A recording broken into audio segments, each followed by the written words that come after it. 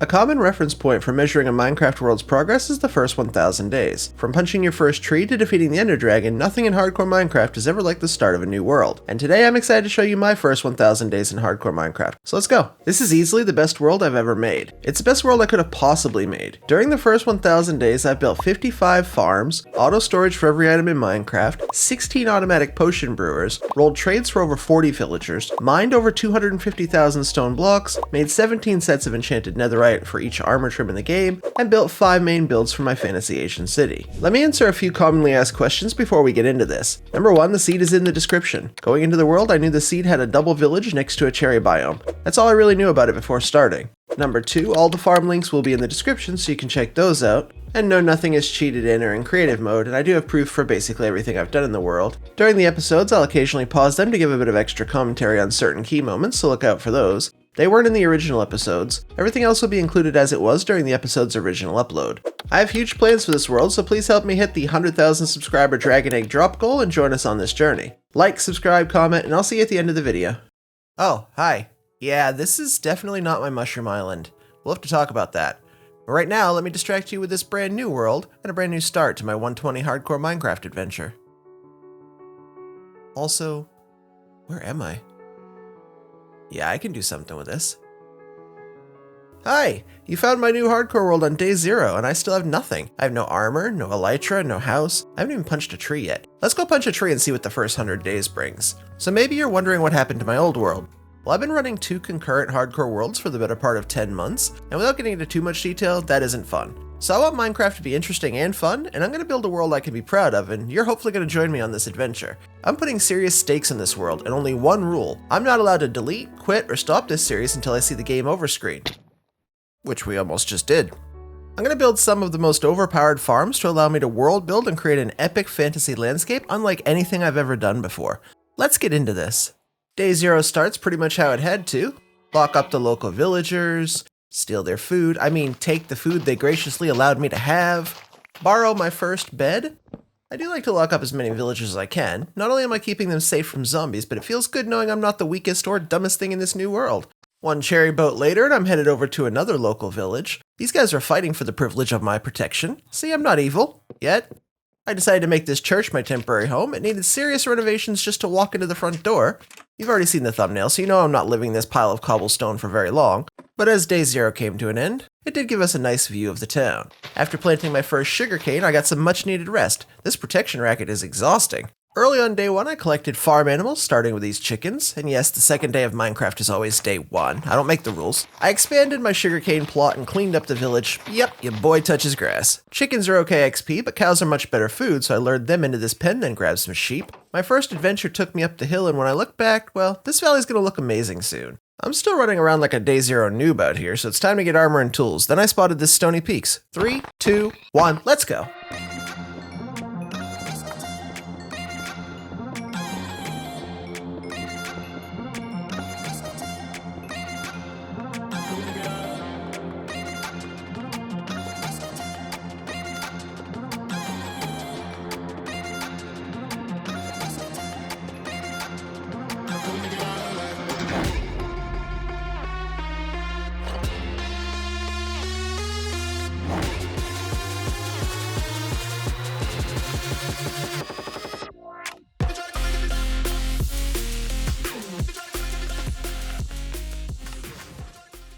I raided a local savannah village, and you'll be happy to know not one villager was trapped. I even left them the white bed and traded for my orange one.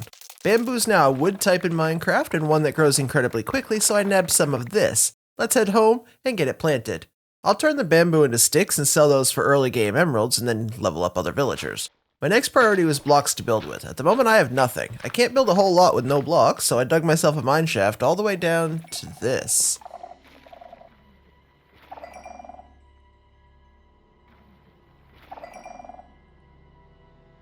I did look for a second, but this is not a day 2 kind of thing, so I went back to work. Hi, will you be my Fletcher?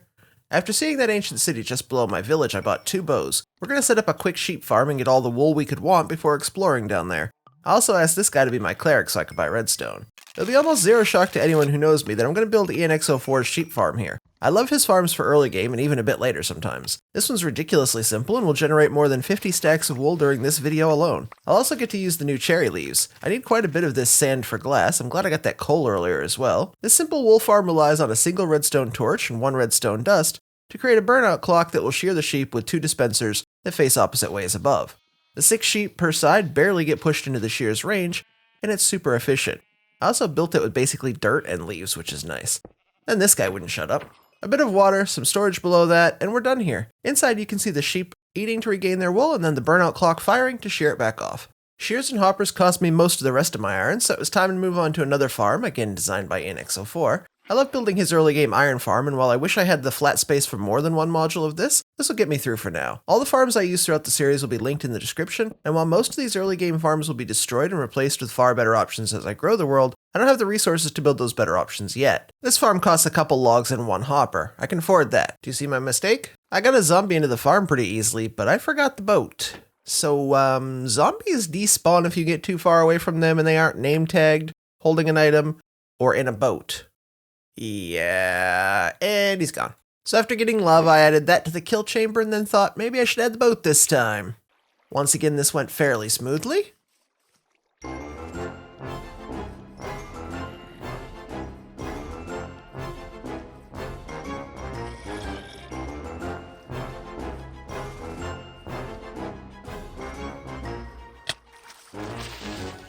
Yeah, the zombie nearly punched me into the creeper. But after that little scare, I do have a working iron farm. Ta-da!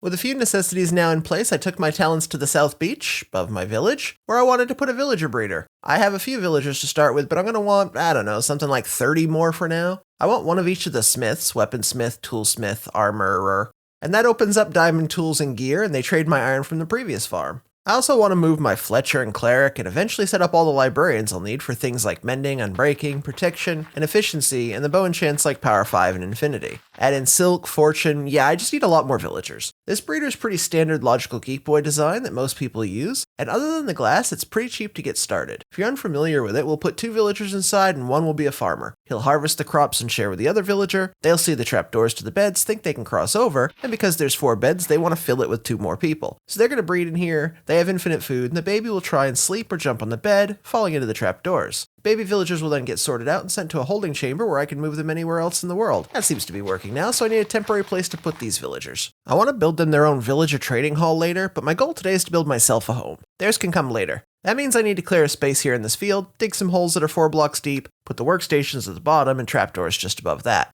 When the villagers go into these holes, I can easily change the workstations below them and roll whatever librarian trades I want. I'll start with around 20 of these stations, but will expand as I need. As you can see, I freed 1 villager from the breeder and he just drops himself in the first hole with no problem.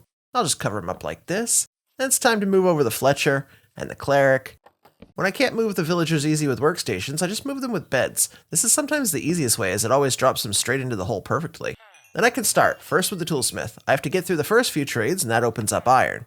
I continue that process of moving villagers, selling iron and bamboo sticks, move more villagers, and each night trying to roll librarian trades. I won't bore you with this too much as I rolled over 1,000 times to get the books I wanted, but I'll show you a few of the great prices I got throughout the trading, like Unbreaking 3 for 13 emeralds. While moving villagers and rolling trades, the iron farm keeps working away at spawn and the bamboo keeps growing, villagers keep moving, and the emeralds keep coming in.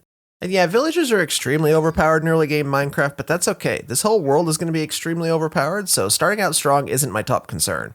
And yes, that's Protection 4 for 18 emeralds. That's a great price. The wool farm is coming along nicely as well. I have over 15 stacks of wool already and haven't done anything since I set it up. After enough iron trades, the smiths will start selling me diamond gear, and this axe was my first piece. I don't even have diamonds yet.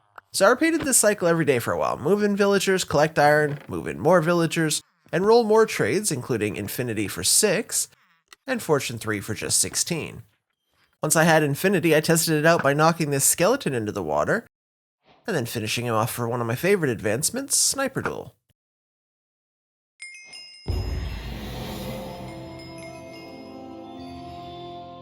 Looting 3 then cost me 14, and my sword is looking pretty nice now.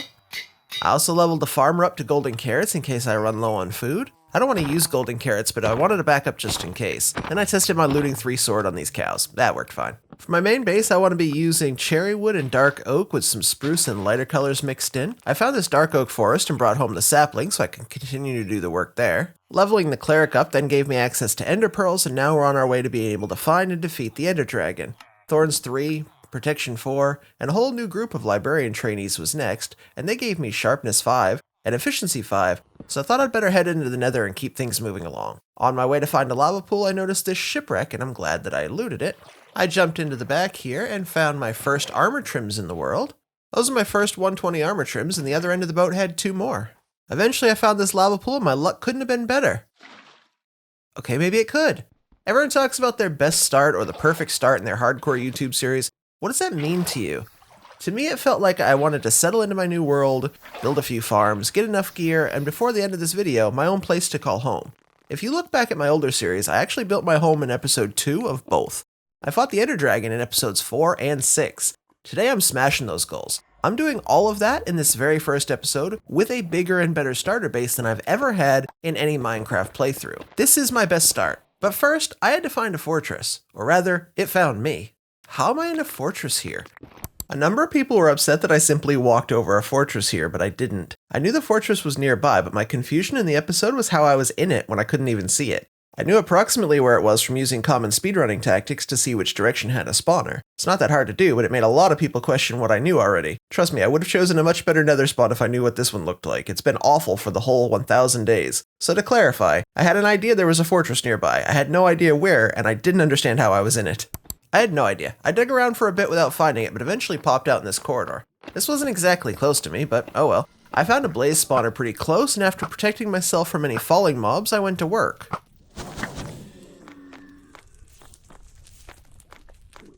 My infinity bow cleared out the big packs, and the looting sword did the rest. Fighting blazes early is often where people die, but with good food and decent gear already, I made quick work of them. I even remembered after a while to put the bow in my offhand so I could get the looting effect of my sword on the bow shots. Yeah, that helps a lot. Sorry, Bedrock players, I know you can't do that. Infinity is so overpowered, by the way. Brought 4 chestplate and a bit of gear later, and I was ready to go find the stronghold. I made my 10 eyes to start and threw the first. It's day 44, well past time to go to the end. Eventually the eye went down instead of up, so I parked my boat and dug straight down. I quickly found the portal room and broke the spawner, and from here, all you can do is head in. Well, let's get this part done.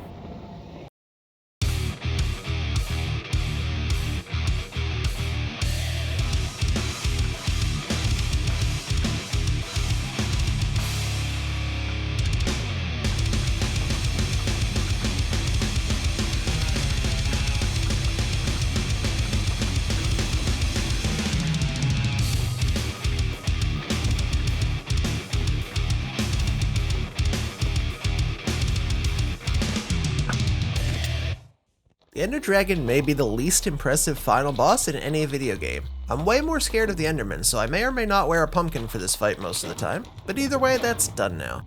I collected a few blocks and made my way straight to the outer islands. I know some people head home and regroup first, but not me. I'm here specifically for the wings. My first look at the outer end was impressive. I saw 2 cities immediately, neither of which had a ship. This one was more promising, so I got closer. I still couldn't see it here, but it's actually in this frame. Can you spot it? I couldn't, so I was getting nervous. It's this pixel right here. But at least it's there, right? From closer up, it was easier to see, and I bridged straight over with no fear. Once I get this close to wings, I'm like the Flash, and not the crappy Ezra Miller Flash either, but like a good one. This shulker immediately sent me up in the air, which could be scary. I have no wings yet, and a couple of hits could be deadly, but I pearled into the ship, so there's a roof over me now. From here, it's pretty inevitable. Alright, let's put this on. Let's also change out of this helmet. I still look pretty flippin' stupid. Alright, that's better. Okay, it is so end raiding time now. These are my first diamonds. There's some diamond gear. I love end raiding, but without many rockets, I knew I couldn't stay long. So I grabbed a bit of gear here and there, collected a couple of ender chests, killed just a few shulkers, and looted what I could in terms of gold, iron, and diamonds. I also found the Spire armor trim, my second trim type in the world, and a few more diamonds, gold, and another trim, but it was time to leave. And roll credits. And with that, we're home.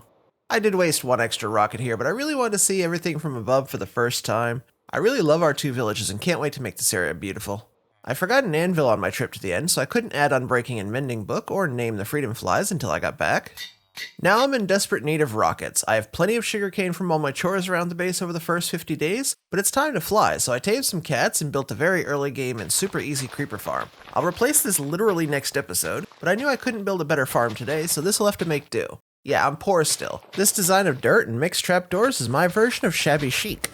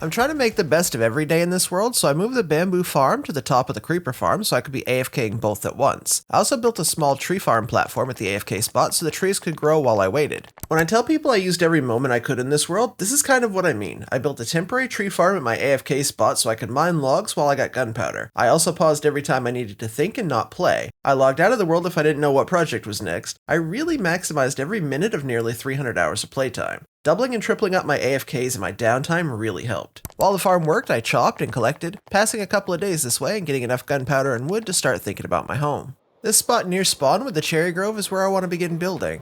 I'll have to clear quite a lot of the cherry out first and then replant that later.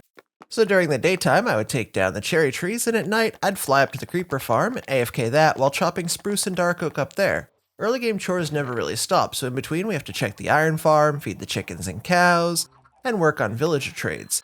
I want my home to have some quartz in it, so I leveled up 2 stonemasons, and after reaching quartz I also used their initial brick trades to make some decor. The new flower pot should look nice near my front entry. I'll use a bit of calcite as well, so I picked up more of that, but no matter how much wood I chopped, stone or calcite I mined, or quartz I traded for, the one constant about this build was it was way bigger than I anticipated. I returned for more materials again and again during construction. I did adventure a bit and found this outpost, but came up empty when looking for the armor trim. Gunpowder was looking great now though, so I made some more rockets. It felt really good having enough rockets in the world and be able to fly anywhere I want.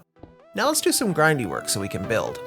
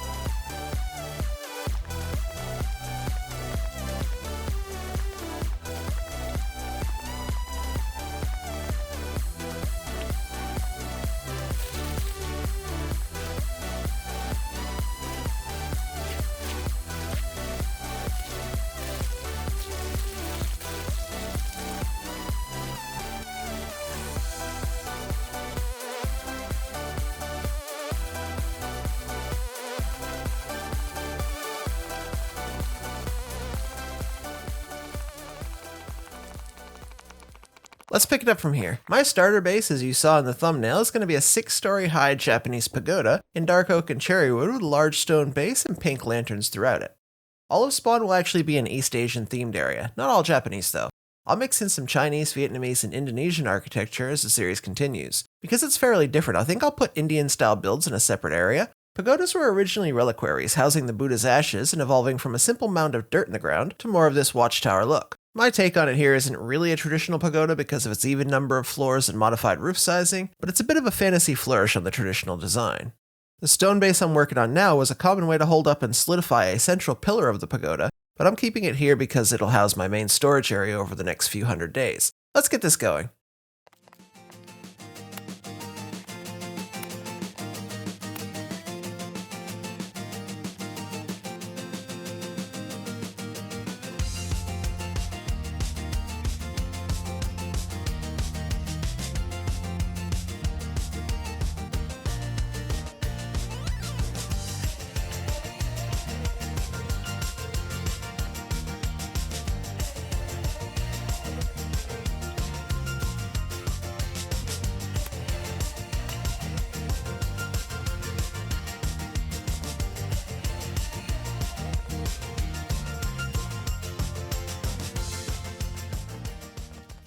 By the time I was a couple of stories into the build, it was day 85 and I was getting nervous about finishing. I wanted to keep this within 100 days, and I was pushing day and night to finish the build.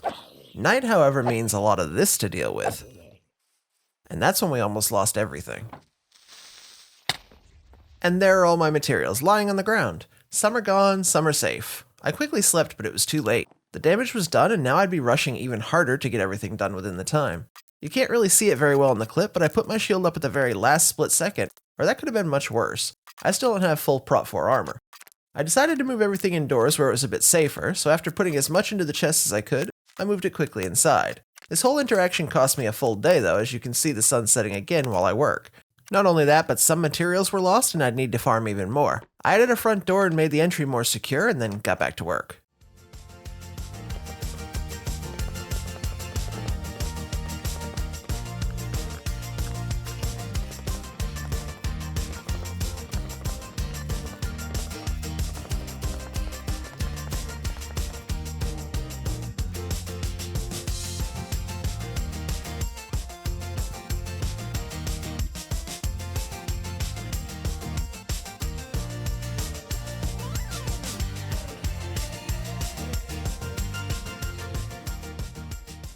How long was that? Well, a lot of iron piled up and I had to AFK a bit more gunpowder. Then a zombie horde chased me in the middle of the night.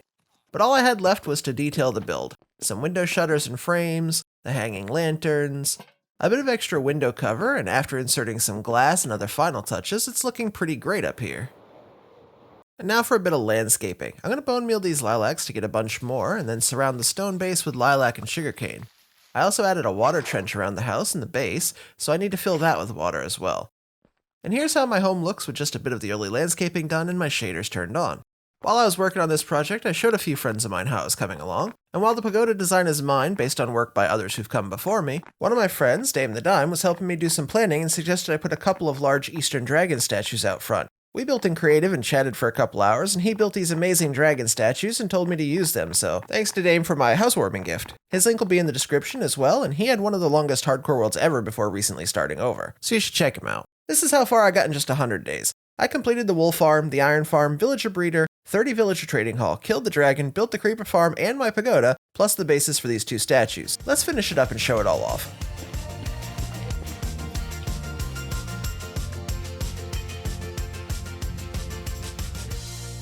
I'm now 108 days into this world. I'm very excited for the world to come and hope you are too. If you haven't yet, please remember to subscribe and give the video a like so others can see it.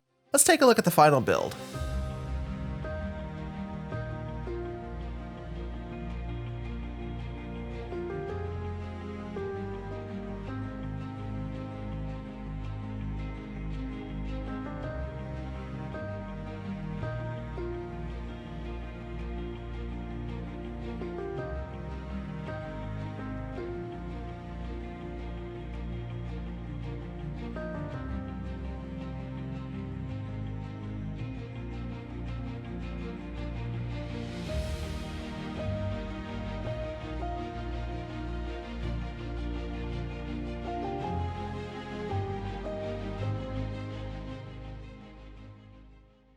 We left off here, 100 days into my new hardcore Minecraft world. I have big plans heading up to day 200, but before we get started, let me say thank you. Your response to episode 1 was overwhelming, and your support really matters to me. For context, episode 1 had over 500,000 views in the first couple of weeks it was live. It was and still is my biggest video. We grew from around 5,000 subscribers to over 15,000 in just about a month. I'm still grateful and very thankful for everyone's support on this series so far. And also, yes, my stream overlay is on. I messed up. Ignore that. It'll go away.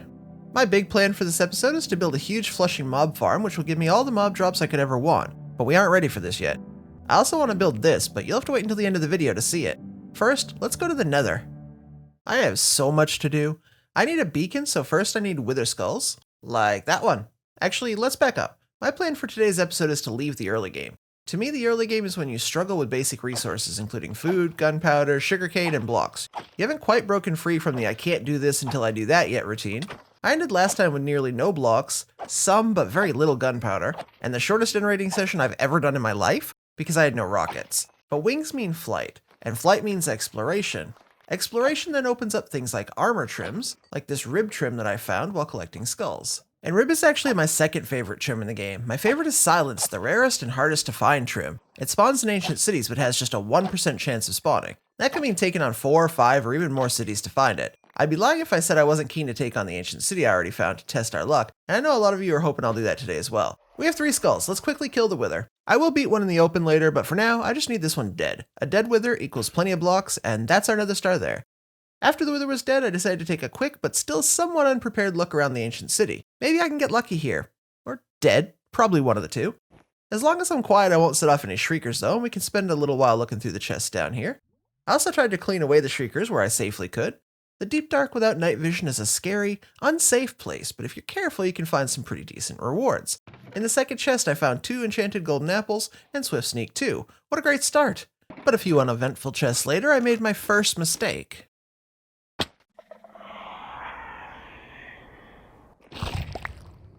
Sitting here in complete darkness is terrifying, even when you know it's just the first trigger.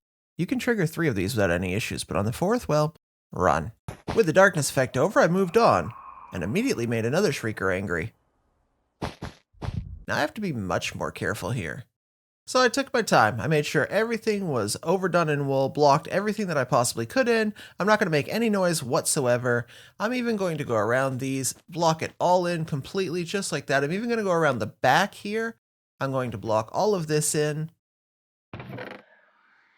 How? The ancient city is practically made of wool at this point. Nope, that's my cue to leave. How about we come back later when we're actually prepared? That reminds me, remember the nearby mansion? Yeah, let's grab a totem real quick.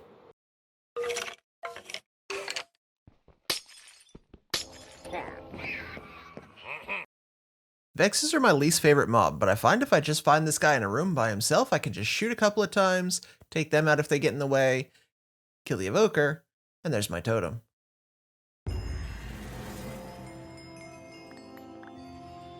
Just a quick in and out mission. I feel safer now. Oh yeah, look who I found on the way home. I only had 2 bones from that skeleton back at the mansion, but well, when it's your best friend, it only takes 1, right?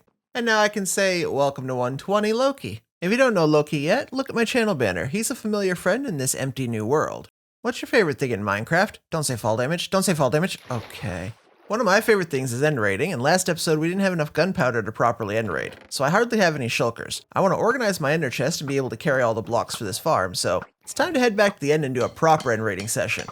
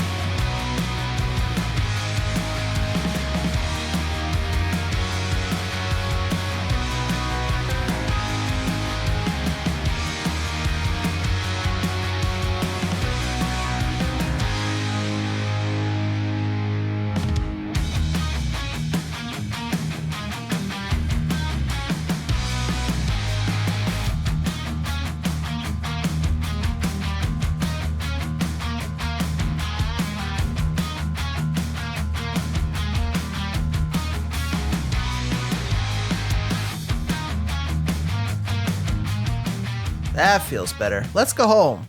I found 6 Spire armor trims, all this gear, diamonds, gold, extra elytra, and plenty of shulkers. I actually had plenty left after filling up my e-chest as well. Okay, I can't stop thinking about this ancient city. I hate that I've had to leave twice now. Let's stop playing around and get properly prepared.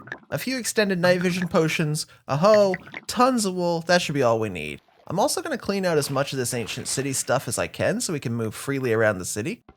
Alright, let's do this. Wow, night vision actually makes it a lot easier to see, who would have thought? Anyways, I want to collect a lot of these skulk bits for later, and I'll never say no to a free head. With night vision, it's far easier to clean up the city and check the chests. There's a lot of chests down here, let's get into it.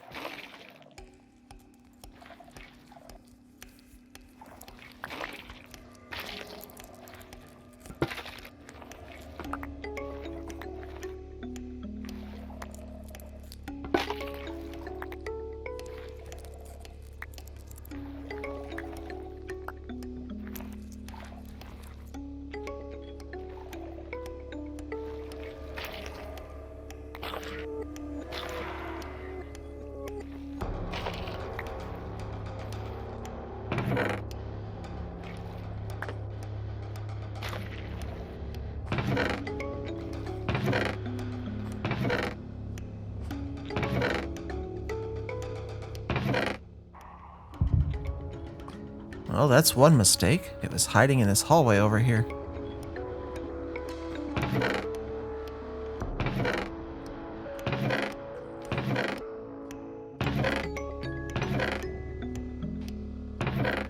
I think this is the last chest to check. I'm not really sure. Oh, yes, we did it! We got silence! I'm done. I'm happy. I think we've checked everything in this city and came away with one of the 2 armor trims, but it's the best one. We'll have to find Ward another time. This part really aggravated a lot of people who thought I cheated this in. The seed is in the description. If you look where my staircase is down to the city though, dig down. You come out of the city and you need to make a choice. You can rotate around it to the right or to the left. The right is kind of in front of you and it makes sense to go that way. Left is back behind you and less obvious to go. So I went ahead of me, and if you look at the seed, the last chest has the silence trim. There's no cheating, it was just dumb luck, and it's easy to see how and why I rotated that way when you're actually in the city yourself. Also, Ward took me 5 cities to get. I don't want to talk about it. Visible happiness! It took us 3 trips down to the city, but we came away with the best prize. I'm so happy we have that now. With Wither Skeletons, End Raiding, Totem, and Ancient City adventures out of the way, it was time to get to work. I need thousands of blocks to build with, so let's set up this beacon with haste 2 and get to mining.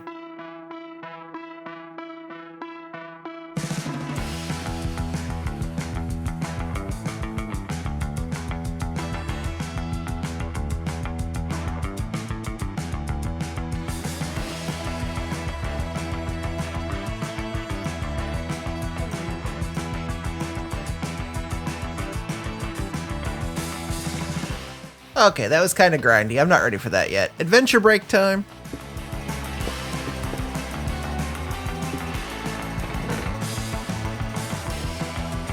Nice.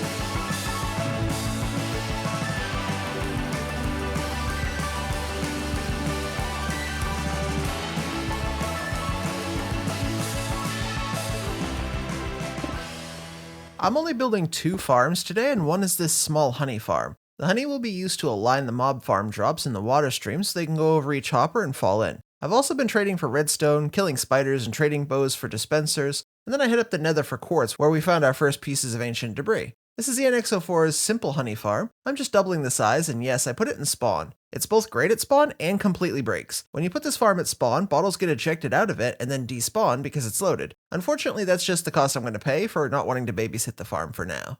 Before adding the bees to the farm, I decided to breed up more to ensure every hive had 3 bees. My pagoda was a temporary apiary for this. Once they're all grown up and in their hives, I finished the farm. Adding in the hives and opening the temporary blocks is actually quite satisfying as all the bees pop out at once during the day. Then it was just a little bit of redstone magic with the comparator fader clock, and it was working. For the 3rd time today, we're back in the mines. I was definitely making progress, and it was pretty obvious that getting a beacon super early in this 100 days was a smart plan. I can't imagine collecting this many blocks without one. But this time I'm just going to pretend I showed you the montage. Is that cool? Yeah? Awesome. Our next side quest involves a swamp. I need just 1 slime ball so I can make just 1 sticky piston. Unfortunately, on this trip, we found 0 all night. Between nights, I explored until I found where the farm will go. This mushroom area is nice. I can put it just offshore and then possibly put other farms on the island itself to stay safe. I also collected ice for the storage system, and then went back out for the slime. But again, couldn't find a single slime ball on a whole night. On the 3rd night, however, I got luckier. Must have been a new moon the first night or something. Well, I got everything I need now. Sometimes we only focus on the winds and the smooth sailing, but that's not all a hardcore world is. Sometimes you have a really good idea that, well, it turns out worse than if you had just never had the idea at all. I thought it'd be a clever idea to start zombifying these villagers, starting with my iron trades so I could get more out of the same iron. This was not a smart idea. At the time, I definitely thought I was onto something here. I even remembered the name tag and then named the zombified villager just in case. Yeah, that didn't help. Yeah, don't do this. Don't sleep. No. Okay, that's gonna be a problem. Watch the subtitles. Zombie villager hurts. Yeah. You see that flesh right there? I didn't. I kept trading. I kept playing. I bought bows for dispensers. He still hasn't seen it. Wait for it. Wait for it. Watch me pause here. Now he's seen it. So yeah, the daylight from up there killed my zombie villager. So my genius idea of capturing the random zombie turned out to kill my iron guy. And now I just have 2 left. Not everything goes as smoothly as editing makes it look. Guess we're turning that back on. You know what? Now I want to go mining. It's simple, it's easy, I'm fine. I feel fine. After a quick game of chase with Loki, everything is fine. You know what? Let's just build a mob farm.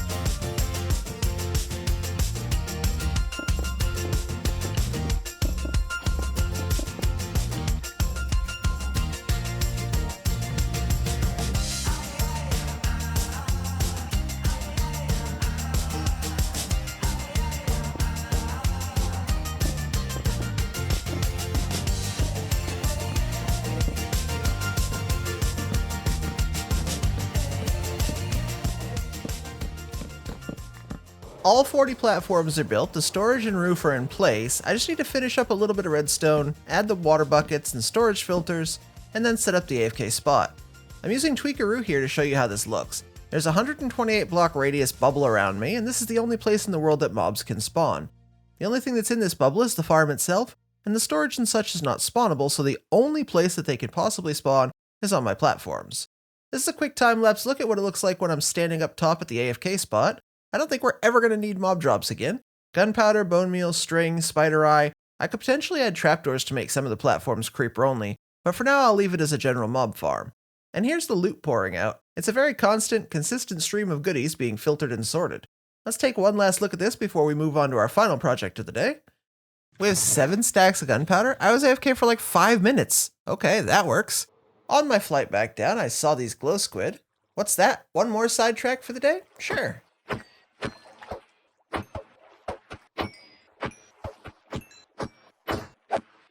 Well, I guess I won't be needing this farm anymore. Removing old, outdated farms is just as important to me as building new and cool stuff. I want to keep the world, especially spawn, looking great, and this ugly early game farm has to go now. Thank you for your service, we'll see you next time. We're on to our final build of the day, which is going to be a floating island with a large Torii Gate nether portal on it, and a small pond on a lower level below that. I want the gate to frame my pagoda, but also have a purpose. It also gives us an excuse to build a few custom cherry trees and branches. The island is a stone, cobblestone, and andesite base, which looks like it starts too low here, but it's a fairly large island. Then I went into a creative test world to build several Torii Gates. This is a smaller concept for a similar design, but I went with one much larger than this in the end, and that meant more mining. I want this island to be completely spawn-proof inside and out, so I lit up as I went, and progress came quickly. I reshaped a few times, but ultimately we're just kind of making a couple of cones here. This dirt you can see at the top is the start of a pond we'll make, and then the grass layer above will be the relaxing garden area that we'll create around that. I then added some water for the pond, before adding a solid layer to both sides. The top, as you can see, is very nearly the same level as my front entry, and this is exactly what I wanted, and the build is starting to look half decent. Shall we?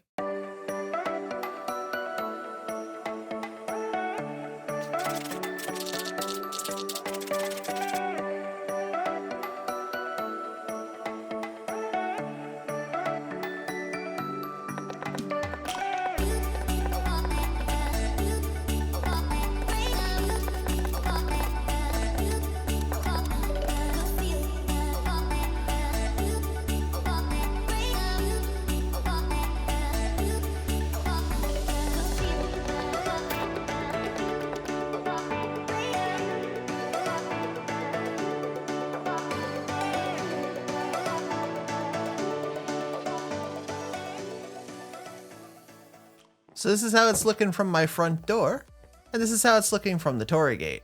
I'd say that's pretty great. The next thing I wanted to do was create a custom designed banner for the gate. I don't know that I've ever used a loom for this kind of thing before, so I had to find a design that I liked on Planet Minecraft. It was from an anonymous user. It's a pink and white banner, and to me it looked like movement, so I thought it suited the portal, as we'll use this portal to move around the world. Then I could just fly over and stick it on there, and then 2 more there, 2 more there, then I just have to do the other side there, there, and there. And with the portal and pond done, it's time to decorate. We're nearing 200 days in the world, and I want to finish this up.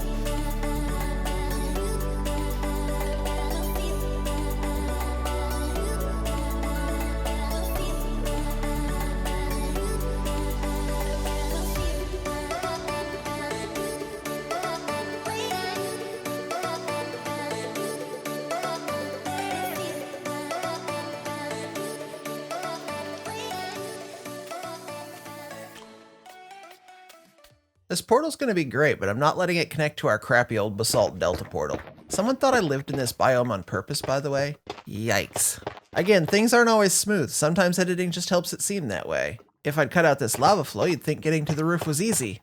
It wasn't. Eventually, I made my way up to the bedrock and cleared out a small room. I need to find a block at Y126 or 127, though I strongly prefer 127. Again, this took a few minutes of looking, but let's skip the hard part. This block here is at 127, so let's get onto the nether roof. One quick ladder, then a pearl. Easy, now we're on the roof. I hope I remembered flint and steel. This is our return portal to the Torii Gate. Let's light this up and then blow a hole in the nether roof so we can get back and forth between the roof and the lower nether easily. I use a very simple bedrock breaker. It's 2 obsidian, 2 pistons, 2 TNT, 1 dust, 1 trapdoor, and 1 lever. That's all. To use it, I rebind my right click to the B button. This is an easy way to place the piston that makes this all work. So then I just flip the lever, duck under the trapdoor, then aim here against the obsidian, hold B, and boom. Just like that, we have a hole in the nether roof. Once again, sorry bedrock. From there, it's time to light the overworld portals, and I said portals because technically there are 2 in the finished design. Back to the nether through the original portal, and then back home through the new portal. We pop out at the Torrygate Island. Back through just a test, and we're on the roof. Perfect. Now that we're on the nether roof, there's one more thing I want to do. Go back to the stronghold quickly. I hate this drop. Now I can build a nether portal in the end portal room. That should connect here to this new roof portal. And just like that, I have very quick access to the end. I'm super happy with this so far, but we can take it a step further. Let's add a custom cherry on each side and 1 disconnected branch kind of sitting over the top to frame the portal.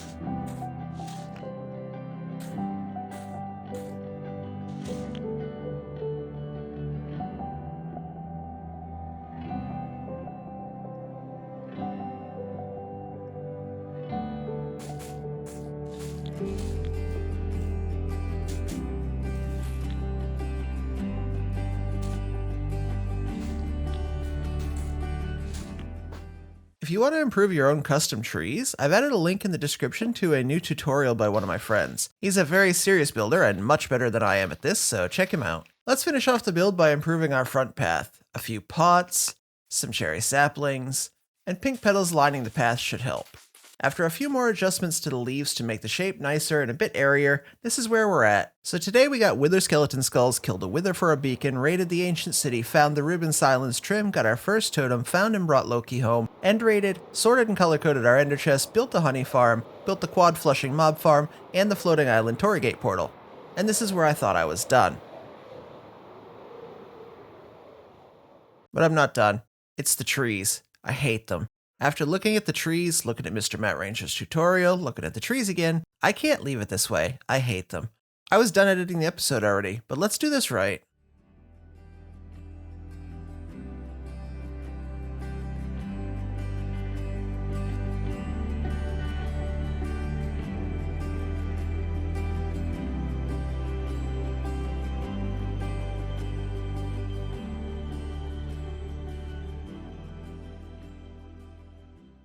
Okay, those are much, much better. I'm glad I fixed that. The first 200 days in this world were pretty good, but today we're going to crank up the pace and go full speed. It's time to get OP, and that starts with farm week. So today I'm not going to build 2, 3, or even 5 farms, but over 10 incredible farms to take this world to another level, and many of those farms will be on or near this mushroom island. Our Asian city build requires way more blocks to build with, and I need fast ways to gather tens of thousands of materials, so I don't waste a lot of time waiting around. Let's talk about the main projects for today, and if we get through all of these, we'll just keep going until we hit day 300. I do want to stop uploading only 100 days updates in this world, but let's do it one more time.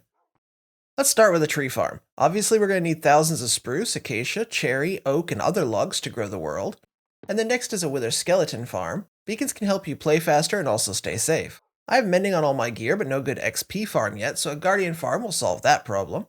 And while we're building the tree farm, we might as well build a quick nether plants farm. The fungi will act as a sapling for the nether trees later on. Similarly, while we're getting wither skulls from our wither skeleton farm, let's make it a goal to collect a full stack of beacons today. Killing withers also lets me quickly knock out a wither rose farm that we can use for black dye and kill chambers in other farms. Then I want 3 block generators. A fast cobblestone, stone, and basalt generator should help a lot. As promised, it's farm week. I'm excited to get into it, but before I do, I want to tell you about a challenge I'm going to set for you as well. This is our dragon egg, the only one in the world. But in the coming episodes, I'm going to create a gravity block duper to clone this dragon egg 100,000 times. With your support, we'll use these eggs to empty an ocean monument, and each new subscriber to the channel will add an egg to the monument drop zone. Once we reach 100,000 subscribers, we'll release all the eggs together, draining the water from the monument.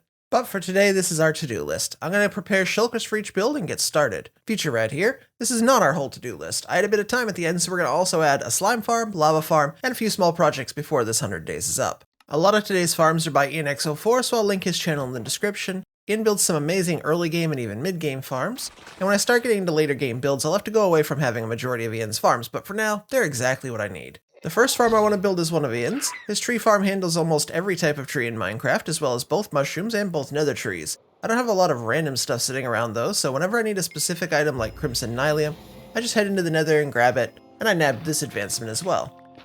That's the tree farm materials done, so let's just add them to the wall like this so I remember.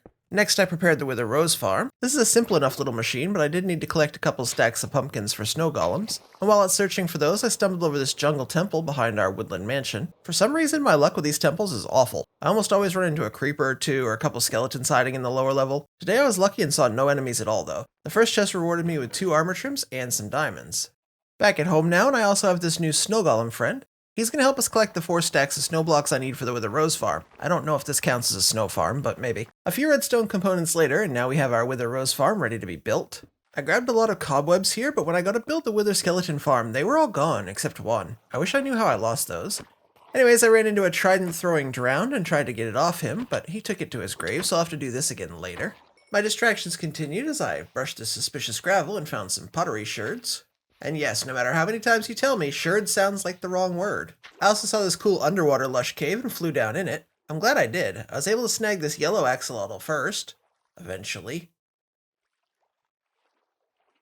And then by flying straight up out of the cave and straight back down into it, I was able to collect the pink, brown, and light blue axolotl as well. And as I was leaving the area, I saw this drown stuck inside a building. I took his trident from him. Those were very productive distractions, but after bringing our new friends home, it was time to finish this prep work. We have a lot to do today. So it was seagrass for turtle breeding, and then turtle eggs for the Wither skeleton farm, a bit of obsidian for portals, and a makeshift enderman farm to repair tools, scaffolding for the guardian farm, etc, etc, etc, blah, blah, blah. I collected. This is all 10 shulkers materials I need for every farm on our original to-do list. Let's build some farms. That'll be nether plants here, tree farm here, stone, and cobble. Okay, officially farm number 1 is Ianxofour's versatile tree farm. I'm building a lot of these farms on this small mushroom island I found last episode because it's a safe place to run the farms without much harassment. You ready?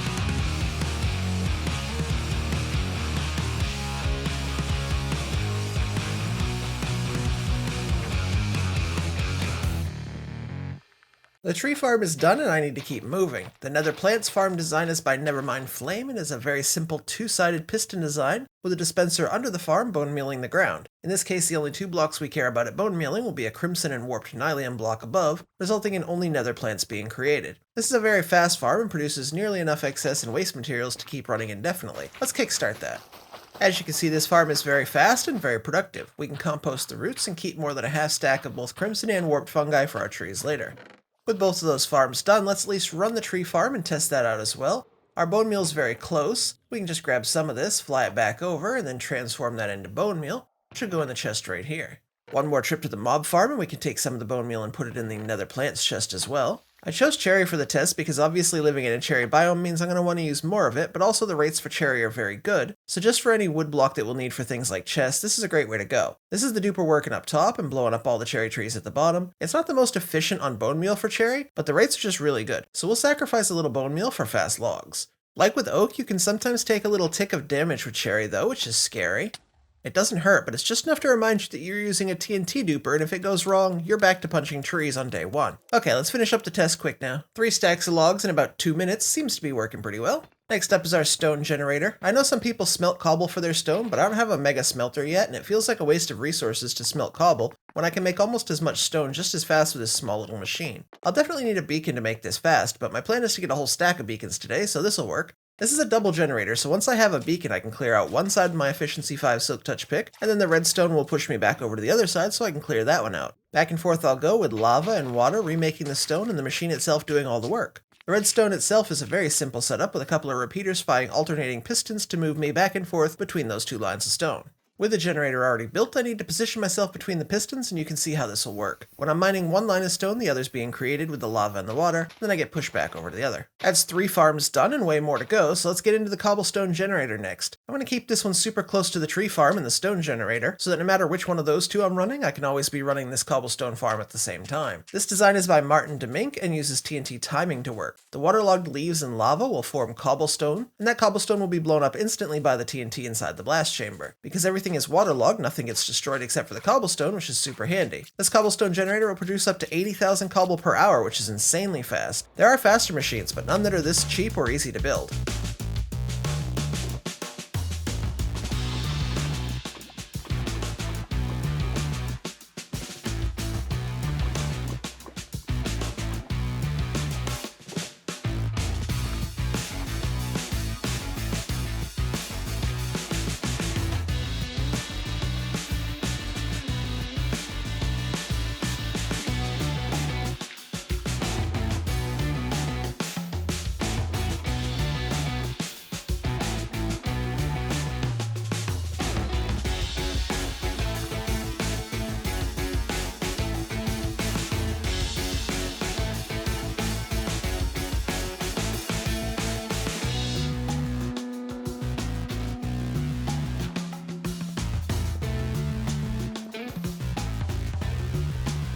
Okay, let's turn it on.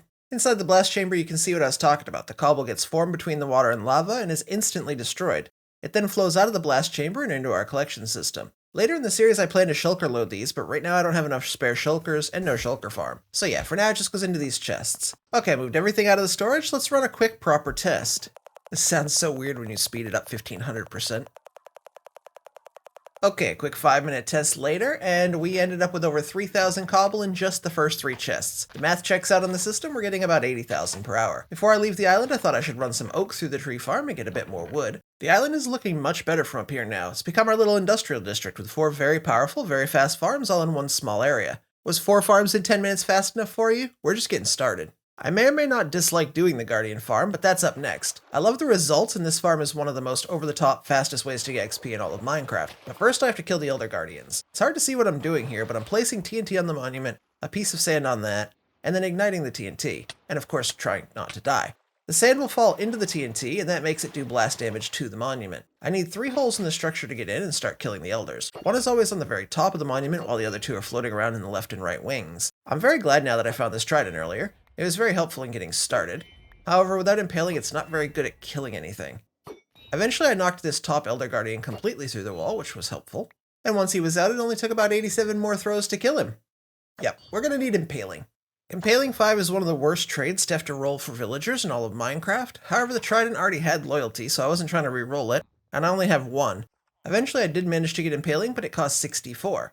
After the time spent doing this, I'm going to enjoy making a zombie bite this guy later. The impaling does help, however. I killed the second Elder Guardian here quickly and moved on to the last. He was surrounded by bodyguards, so I did what you shouldn't spam so many doors that doors versus wheels debate is now over. It's doors.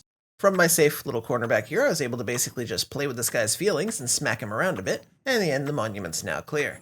Now it's time to build this farm, and fight off guardians. The worst part of building this farm is easily the first 15 minutes. After that you get a little platform, some blocks to move around on, and way easier ways of fighting off the guardians. Until then though, this is torturous. I did manage to get the corner set and a torch on this scaffolding that would signify that we've begun the farm. This farm works by putting our AFK spot in a position that's out of spawn range for most of the monument. We'll cover the rest in soul sand, creating bubble columns, and those bubbles will force the guardians up through the scaffolding where they'll bounce around into large nether portals. From there they're transported to the nether for a 15-second cooldown period, at which point the gates open up, and they're transported back to me at the overworld. They'll end up on top where I'll be standing near the kill chamber. One swing of my sword later and the process will repeat. Guardians drop nearly the biggest XP orbs behind the Ender Dragon, Wither, and Ravagers, with those 3 not easily farmable, and that makes this one of the fastest XP farms you can possibly make. Let's get into it.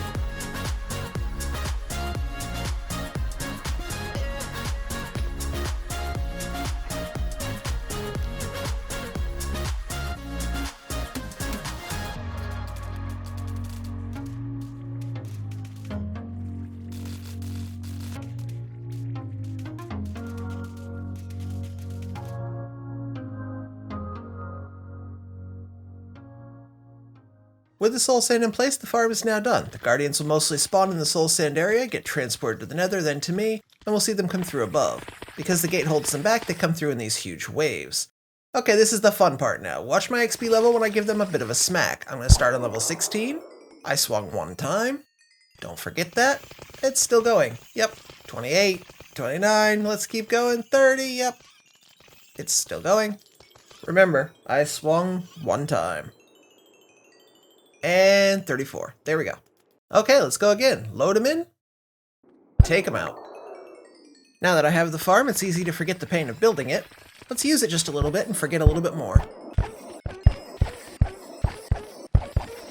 Okay, that was great. Yes, I see my level, don't at me. I think we can safely move on to the next farm. Before we do the next dangerous thing, which is the Wither Skeleton farm, let's do the safe and easy thing, which is a quick basalt generator. I'm making this in the nether because lava flows faster here, so this farm works faster in the nether than in the overworld. This farm is very similar to the stone generator in that I'm creating 2 sides and I can easily mine both quickly once I get a beacon set up here. While a really fast TNT basalt farm can produce upwards of 70 or 80,000 basalt per hour, this small and way easier to build version produces nearly 50,000. That's likely more than I'll ever need. And because I know some of you are wondering, this black texture is my bedrock ceiling, and I'm using Vanilla Tweaks as my texture pack. I'm setting this up close to my home portal as it's not location based and we can use it whenever we need. The hopper minecarts here will get buried in soul soil, and then 1 lava bucket on each side, and then blue ice on top will finish our generation chambers. The lava flows out, and as it tries to flow between the soul soil and blue ice, it'll create basalt. Then similar to before, I can just place myself up against this and mine out all the basalt that I want. This would work with the piston pusher on both sides like the stone generator. I may add that later. After digging some very long tunnels, I found an escape from my basalt delta here, over 300 blocks from spawn. And with this freedom, it's time to find a suitable fortress for our Wither Skeleton farm. I also found this bastion, but I'm not dealing with that today.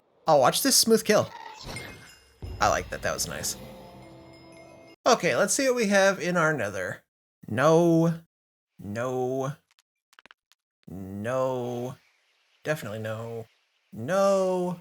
close. This is the best we have, I think. It's not the perfect spot, but it's gonna have to do. I've been all over my nether and I can't find a better spot. It's not 100 blocks from any other biome, but it's close, and if I use this high middle area, I should have a fairly decent time building it. My plan is just to get myself to the roof, break a hole, and use this to get back and forth. As you probably know by now, I don't like the lower nether very much, and the less time I can spend here, the better. I use the same bedrock breaker here that I did when we originally came to the roof. It's simple, I trust it, and it hasn't blown me up yet.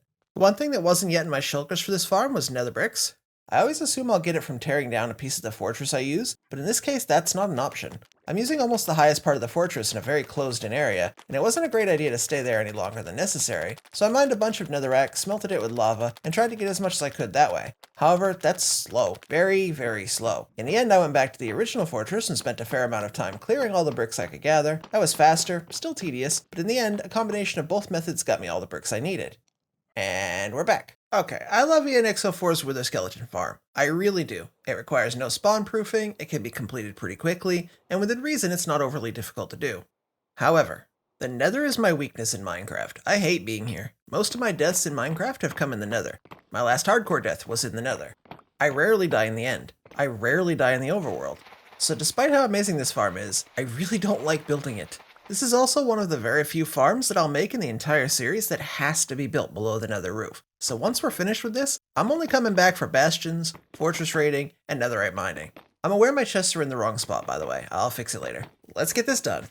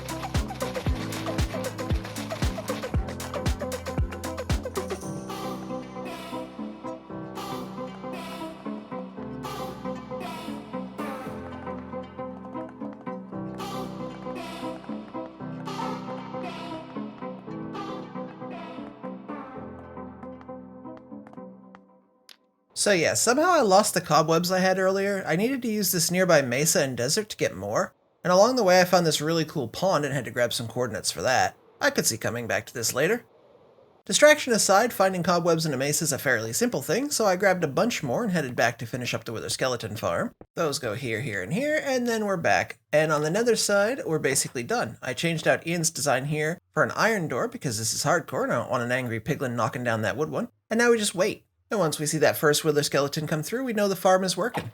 This obviously isn't the world's fastest wither skeleton farm, but it does the job and it allows me to safely get skulls. I also used it to repair my tools, get some coal and bones for other projects, and from the replay file you can see what's happening below. Blazes, wither skeletons, and zombified piglins spawn on the fortress area that I built. The blazes just kind of sit there, the zombified piglins run to the turtle eggs in the corners, and the wither skeletons attempt to fight the iron golem, and they run through the nether portal. That sends them to the overworld bridge, and then entity cramming pushes them down the ramp until they come through the other portal and back up to me where I can kill them. After just a little while, there's our first stack of wither skulls, and another modification I made to this farm is to add an armor stand into the corner of the kill chamber. This means all I have to do is aim at that, swing at that, and hit everything in the kill chamber at once. It's a really simple fix and makes actually hitting the wither skeletons much simpler and more consistent. And now I have 3 stacks of skulls, which is what I needed. Before leaving the nether, I dropped down our new bedrock hole and collected some soul sand to make the wither bodies. I need 4 stacks of soul sand just for withers, and I wanted a little bit extra for bubble columns and other projects. This is one of the most fun parts of today's work. I'm going to build a wither rose farm, get 10 stacks of wither roses to start, and then we're going to kill 63 more withers and collect a full stack of nether stars and make that into a full stack of beacons. The Wither Rose farm, like many of today's projects, was designed by Ianxofour. In the old days of Minecraft, you'd use a dispenser to fire a few chests of eggs into a kill chamber, poison the chickens down to a half heart of health, and then summon the wither. His explosion would kill them all, and give you the roses, but it was time-consuming, expensive, boring, and not much fun. Ian's solution uses sheared snow golems to give the withers infinite targets to kill for some roses. The snow and pumpkins are both recycled, and as long as the wither is occasionally killing something, it won't suffocate in the end portal. You can do this indefinitely, and with other people helping, I've done more than 2 shulkers of roses at once before. I can come back and do the skin later, so for today I just collected 10 stacks. That's still a fair few. For a farm I'll make soon, we'll need at least 1.5 stacks, and this gives me black dye as well. Once I collect the roses, I can kill this wither off, and while doing so I realize that my sharpness sword really stinks for killing withers. It's time to grind. Build the wither, wait for the explosion, come back in and kill it. Sharpness is painfully slow with this. Okay, I'll be right back. So after buying an enchanted diamond sword, I immediately disenchanted it, but then I bought Sweeping Edge, Looting 3, Unbreaking 3, Smite 5, and Mending. All of our wither skeleton killing has me over level 100, so I think I'll be fine to just do this here. Perfect, I'm back to level 63, but we have a much better Smite 5 sword now. Let's kill some stuff.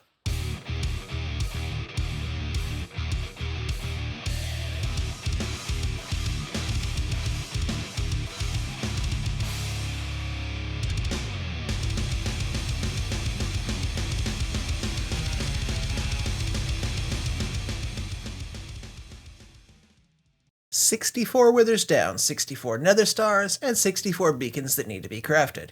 I don't think I've ever had a whole stack of beacons in hardcore. Before leaving the end, I mined some extra obsidian for those beacons, and this is where we're at. The 64 beacons were the last thing on our list, so let's craft those up now. I have all the materials. We can do that just like that. This is indeed a lot of beacons. And no, I don't know why I like throwing things around so much. Okay, let's update our to-do list. That's done. Done. Done. Done, done, and done, done, done, and done.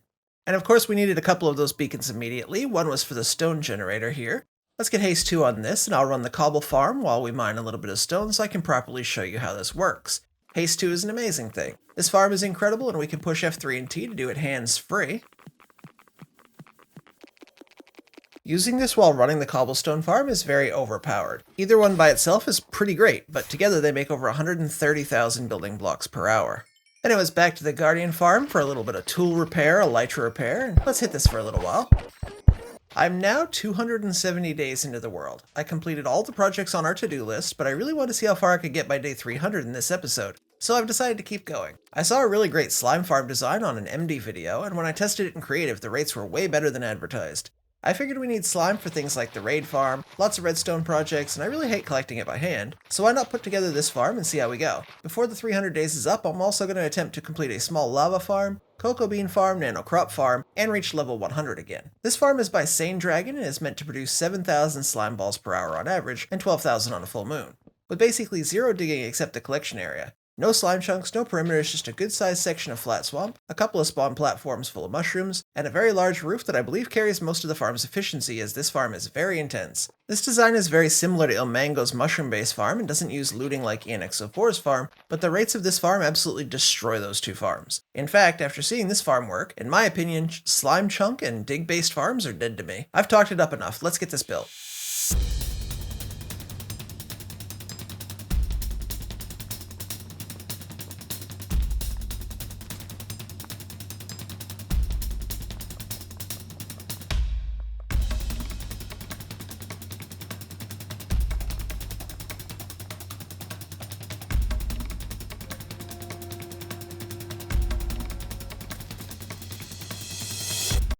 On the first night I found some areas to spawn proof and saw lots of mobs spawning around the farm.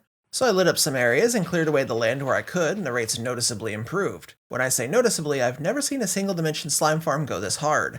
The next night I collected hundreds of slime in just 10 minutes. Then I properly AFK'd the farm. Here, let me turn the lights on for you. Have you ever seen a simple farm do anything like this? I collected more than a double chest in under 15 minutes. That's way more than the 12,000, and it wasn't even a full moon night. 17,000 is more than double the expected output. So I checked to getting creative on a new instance, had a friend test as well. 120's broken slime farm somehow. Well, I'm not telling anyone. The next farm on my list is a very small, very easy farm to build and run. It's a nano crop farm, and while it may look silly, small, and worthless, let me explain. This nano crop farm will allow me to farm wheat, wheat seeds, carrots, and potatoes very, very quickly, producing thousands of any of those crops per hour. Let's turn it on and I'll show you how it works. The dispensers are constantly bone mealing the ground, but only use up bone meal when there's a plant there. When the piston's extended, the light level goes up and allows me to plant a carrot. When the piston retracts, the light level hits 0, so the crop pops off, but not before it's bone mealed a bunch of times, so it's instantly grown. My tools are looking kind of worn out now. Boy, I'm glad we have this farm right here to help with this now. At the end of a guardian killing session, I usually leave some extra XP behind. It won't despawn, so I can often fully repair without killing a single guardian, although here they come now. You remember when I was on level 100 before I made that smite sword? I liked that. Let's do that again. Should I leave us on 99? Nah. With that done, I went back to my stronghold, unblocked the door, and found the library. I picked up a few armor trims in here. I think they're 100% guaranteed. Anyways, I turned the corner to head back the other way and found another library and 2 more trims. I know I already showed the egg back at home as a spoiler earlier, but while I was in the stronghold I decided to go home using the end portal, saw the egg. That's when I decided on our plan, so remember, for every subscriber this channel gets, I'm going to be adding 1 egg to a drop zone above an ocean monument. When we get to 100,000, I'm dropping all the eggs at once onto the monument, which will drain all the water, and then we're going to do a really fast OP Guardian farm in a crazy build. I can't believe it's not day 300 yet. Let's do 2 more farms and get out of here. This next project is one people love to hate, but I love to love it. It's a lava farm, which is the base of my lava-powered super smelter. You can check out that tutorial, it's on my channel. Anyways, people hate this because you can just go to the nether for lava. That's true, but it's a waste of time and it's way more dangerous than it has to be. This farm will fill up while I'm doing other projects. Need cobblestone? Collect 50 lava buckets. Need stone? Collect 50 lava buckets. It's really just that easy, and you can collect a double chest in under a minute. No fire res, no nether, no spamming buckets into a lava lake, and lava's super useful. It's great smelter fuel. It's part of half the farms we built today, including the stone, cobblestone, and basalt generator. We need lava for future farms as well, and it's renewable, unlike this lava lake or the ones in the nether. So whether you love this or not, I'm gonna always have a lava farm in my hardcore world. It's okay to be wrong if you don't like it though. Once each stripstone has a lava source above it, we can turn it on and collect what we've accumulated just by building the farm. The way the redstone works is simple. A bucket goes into the hopper and activates the comparator. That fires the dropper to my right, which spits out a new bucket. So I'll constantly have the same number of buckets no matter how much lava I collect. Okay, on to the last farm for today, I think. This is a cocoa bean farm. I'm starting to think about dyes and colors we'll need. I'm going to use plenty of woods and wood types in our Asian city at spawn, so brown is one of those colors. I was lucky enough to run across this exceptional cocoa bean farm by Etho. It produces over 20,000 cocoa beans per hour. I have no idea what I would do with 20,000 cocoa beans, so let's just say it produces enough for forever. It does use up bone meal as well, so this will need a proper source of bone meal before this series is done. The mob farm is okay, but it's not this good. A single minute later I have almost 400 beans. Yep, that works. To finish up today, I put a nether portal on the roof for the mushroom island so we can get back and forth quickly. I added the beacon to the basalt farm as well and ran that. It produces so much basalt and I only have a double chest on this for now, so I don't want to go overboard. And after quickly repairing my bow, I was finally done. That was a tree, stone, cobble, basalt, guardian, wither skelly, wither rose, slime, nano crop farm, lava, and cocoa bean farm, axolotls, trident, 10 stacks of roses, 64 beacons, level 100 twice, and new armor trims in one episode. I'm tired now. Goodbye. After the first episode of this hardcore series, Mojang developers were so concerned with villagers being overpowered that they called me directly to tell me they're making an experimental change in 1.20.2 to completely nerf villagers, so that now I can't exploit them for everything the game has to offer. I admittedly was sad, but also a bit angry. How dare they take away my precious easy resources and make my job 2% harder? To retaliate, I told them I'm going to build the biggest, best villager hall I've ever had, and while I'm at it, I'm going to make it the best looking thing I've ever created in Minecraft. So that's what we're doing today, making up fake stories that never happened, and building a villager hall right here. I'm also going to need to trade some of those precious emeralds for redstone, so let's collect some resources to trade. The block palette for most of my Fantasy Asian spawn is going to be made up of 4 main blocks: cobbled deep slate, red concrete, dark oak, and a white block, which will be sometimes quartz and other times alternatives like calcite and white concrete. Not a single one of those blocks is easy to get. Who thought this was a good idea for a palette? Cobbled deep slate comes from mining or blowing up deep slate and is not insta-mineable, so you can't just take a pickaxe to Y-30 and go crazy on it like you can stone. Concrete is made of sand, gravel, and dye, and then converted from a powdered form into the solid block. This is doable, but requires a couple of farms or a lot of hours. Dark oak is the worst and hardest tree type to obtain in Minecraft. Even mangrove is easier. Good fast mangrove farms do exist, but in my research I found that only 2 dark oak farms are the most widely used. One is a complicated technical farm, and the other is a slower but acceptable TNT-based tree farm that's about 2 times faster than just mining with your axe. Yikes. But before we're done today, I'll show you a solution I promise you've never seen before. And I don't need just a few of these materials. The trading hall will be the biggest build in this world so far. After a lot of work, research, and planning, I think we can do this, so let's get into it. Cobbled deep slate is first on our list. To the average Minecraft player, getting thousands of cobbled deep slate just means going mining for hours. Fortunately, and probably much like you, I'm not the average Minecrafter. We're going to collect cobbled deep slate by building a 2-wide tunnel bore and running that until we can create the room needed to build a 12-wide tunnel bore. If you don't know, a tunnel bore is a TNT throwing machine that essentially blows up almost everything in its path, and then moves itself forward to repeat the process. Blowing everything up includes deep slate, which drops as cobbled deep slate, and that's what we need. Running the tunnel bore low in the world at Y-52 also means we'll collect plenty of diamonds, which we certainly need for armor trims later on. If you're wondering what I'm doing and what relevance it has, let me catch you up on the video. I'm collecting a few shroomlights for tunnel bores. I'm also collecting the bone meal to run the tree farm so I can get more shroomlights from crimson fungi for other bores later. Now I need ancient debris because it's blast-proof and movable, which is something unique to ancient debris and what makes this bore possible. The TNT the bore throws lands on top of the flat surface on the debris and explodes, but won't take the debris out with it. I would love to say I simply came to the nether, mined around for a little bit, and got what we needed, but that would be a lie. I was down here for an incredibly long time for just 6 pieces of debris, and we're going to need 36 total later. That's unfortunate. Time does heal all wounds, so after a longer than expected trip, we had everything assembled to build the bores. This tunnel bore design is by Borcon, whose designs I've used in the past and will use again in the future, and it's of course in the description below. A tunnel bore is essentially a TNT duper attached to a stop-start flying machine. I press the magic button, which is a note block, TNT shoots out, goes boom, and we collect the resources before doing it again. I didn't make this room large enough, so I had to expand it twice to fit in the first 2 bores. See the shroom lights, ancient debris, coral fans, the redstone bits? It's all making sense now, right? We're getting back to the back now, and yes, I have to expand the room once again.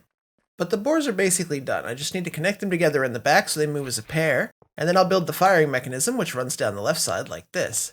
And then with this, that, one of these, and that right there, I'm done. Let's prime the system for the first time back here. Break that, and we're ready to...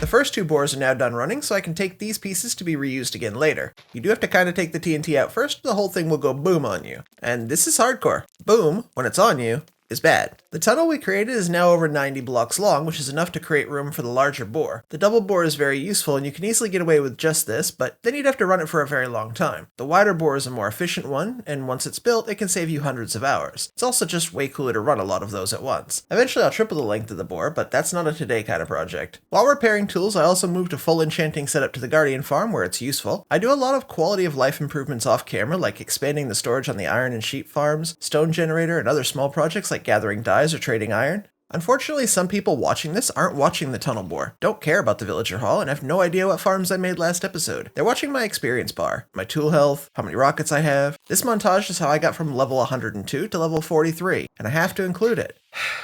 Okay, I'm actually going to mute this conversation because I'm not sure how I feel about this anymore. In the original episode, I mentioned a specific YouTuber who was caught actually cheating in their hardcore world, and the more I thought about it, the less I cared what they do. So let's just move on from it. After digging deep slate to create room for the first double bore, I needed to expand this room, but there's no way I was digging any more deep slate than I had to, so I blew up a lot of the remaining area and just cleaned up the edges to make it look nicer. Who mines in Minecraft, really? Yeah, that was karma. I need to go mining for ancient debris now. Dang it. Mining along chunk borders is the way to go. I could show you another hour of netherite mining, or we could just go build tunnel bores. This is what we got from that mining session, though. You know you went on a real mining trip when you have to craft the quartz into many stacks of blocks. Running the tree farm for shroomlights was next. I need quite a few shroomlights, so I had time to think, and while I was here I realized that getting crimson meant I could fix the dragons at home. Since I built them, I've wanted to change out the warped scales for crimson, and you all agreed in the comments to that video. It's been a couple of weeks and I haven't had extra crimson wood, but now I do, so let's get this changed over. Look at me running the cobblegen at the same time. Smart. I love these dragons, but the warp just never looked right here. It looks fantastic with the cobblestone and andesite by itself, but with the cherry trees, the pink pagoda, it was just the wrong choice. But sometimes things aren't perfect the first time, and that's okay. I considered using cherry wood or a dark oak type, but the crimson looked the best and gave it a sense of power. It was very dark red, not light and friendly like the pink. Let's get this swapped out and you can tell me, do you like the crimson more? I really do.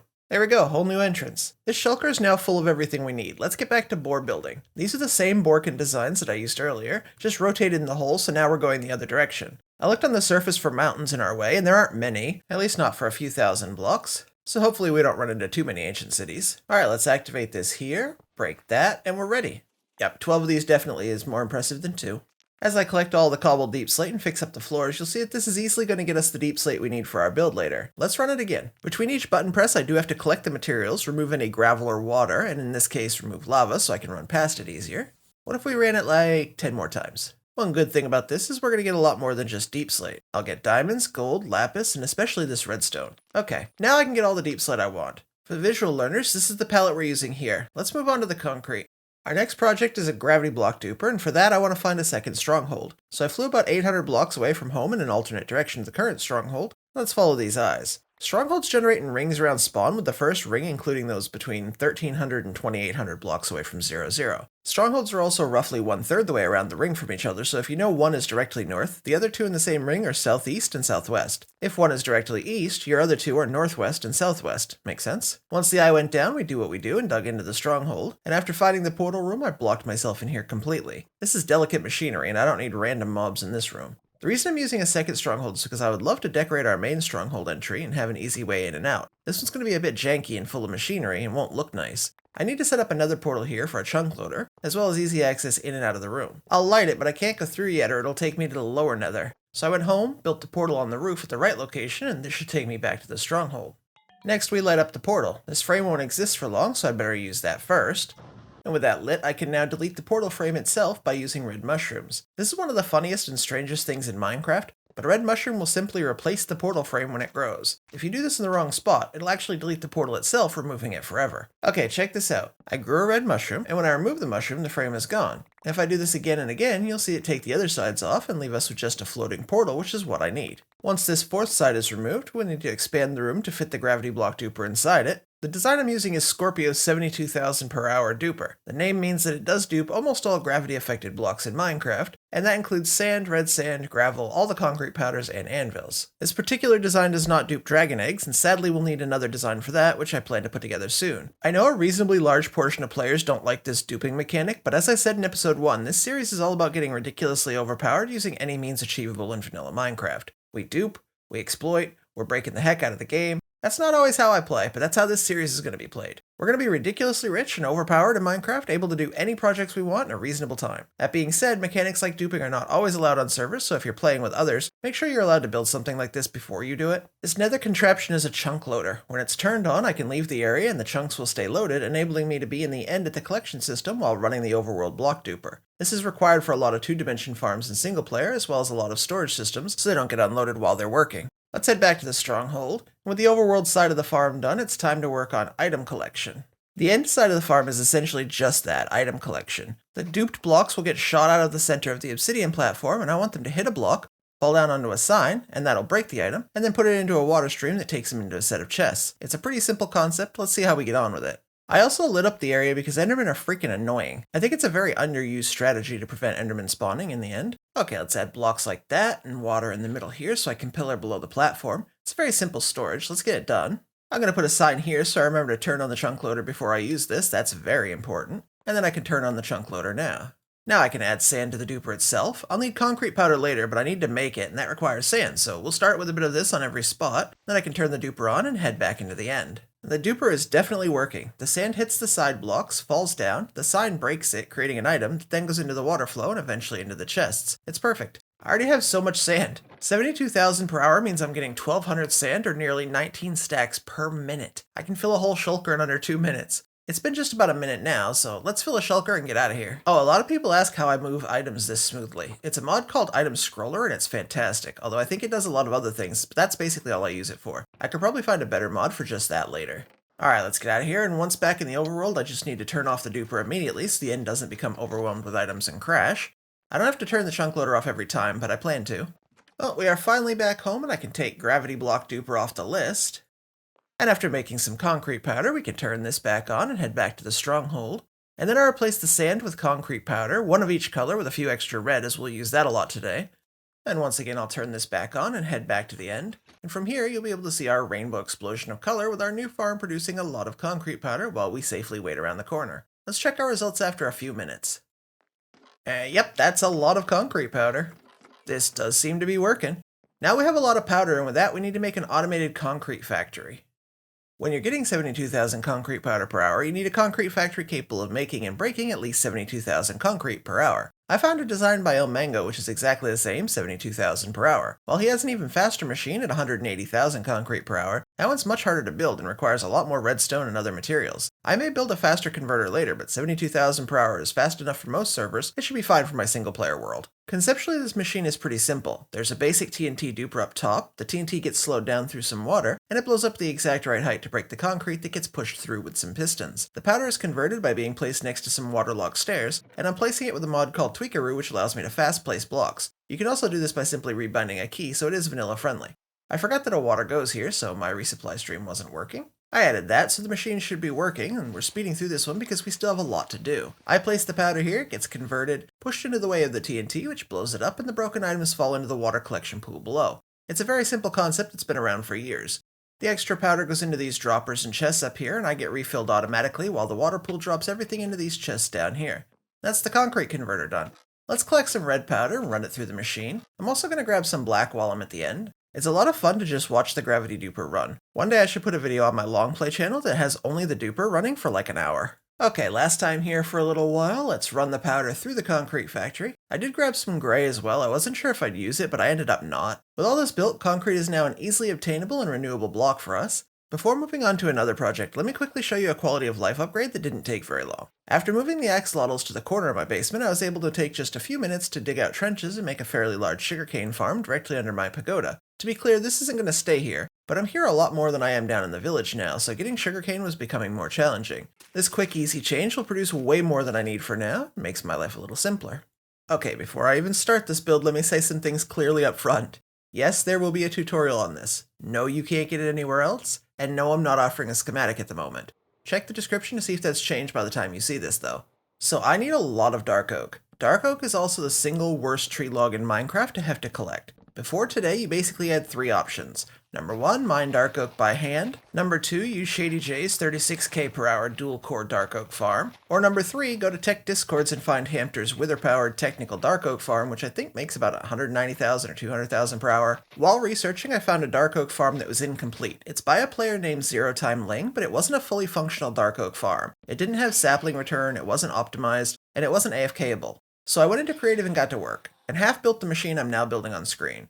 I brought in some help with one of my most technical friends, ComView, whose channels will be linked below. Together and over the course of several days, we created this. Our new dark oak farm produces 107,000 dark oak logs and over 110,000 total items per hour. It's highly bone meal efficient, runs off a dual core system, and is actually quite fun to use as the player is slung between two slime pushers on an ice path to place the saplings. As far as I'm aware, this is the most complete, fastest, single-player dark oak farm that does not require a wither or a schematic to build. When I make the tutorial for this in the coming weeks, it'll be entirely survival friendly, and I'll show you the block by block of creating what we feel is one of the best dark oak farms in all of survival Minecraft. To be super clear, Hamter's farm is still way faster, way more optimized, and way better for highly technical players.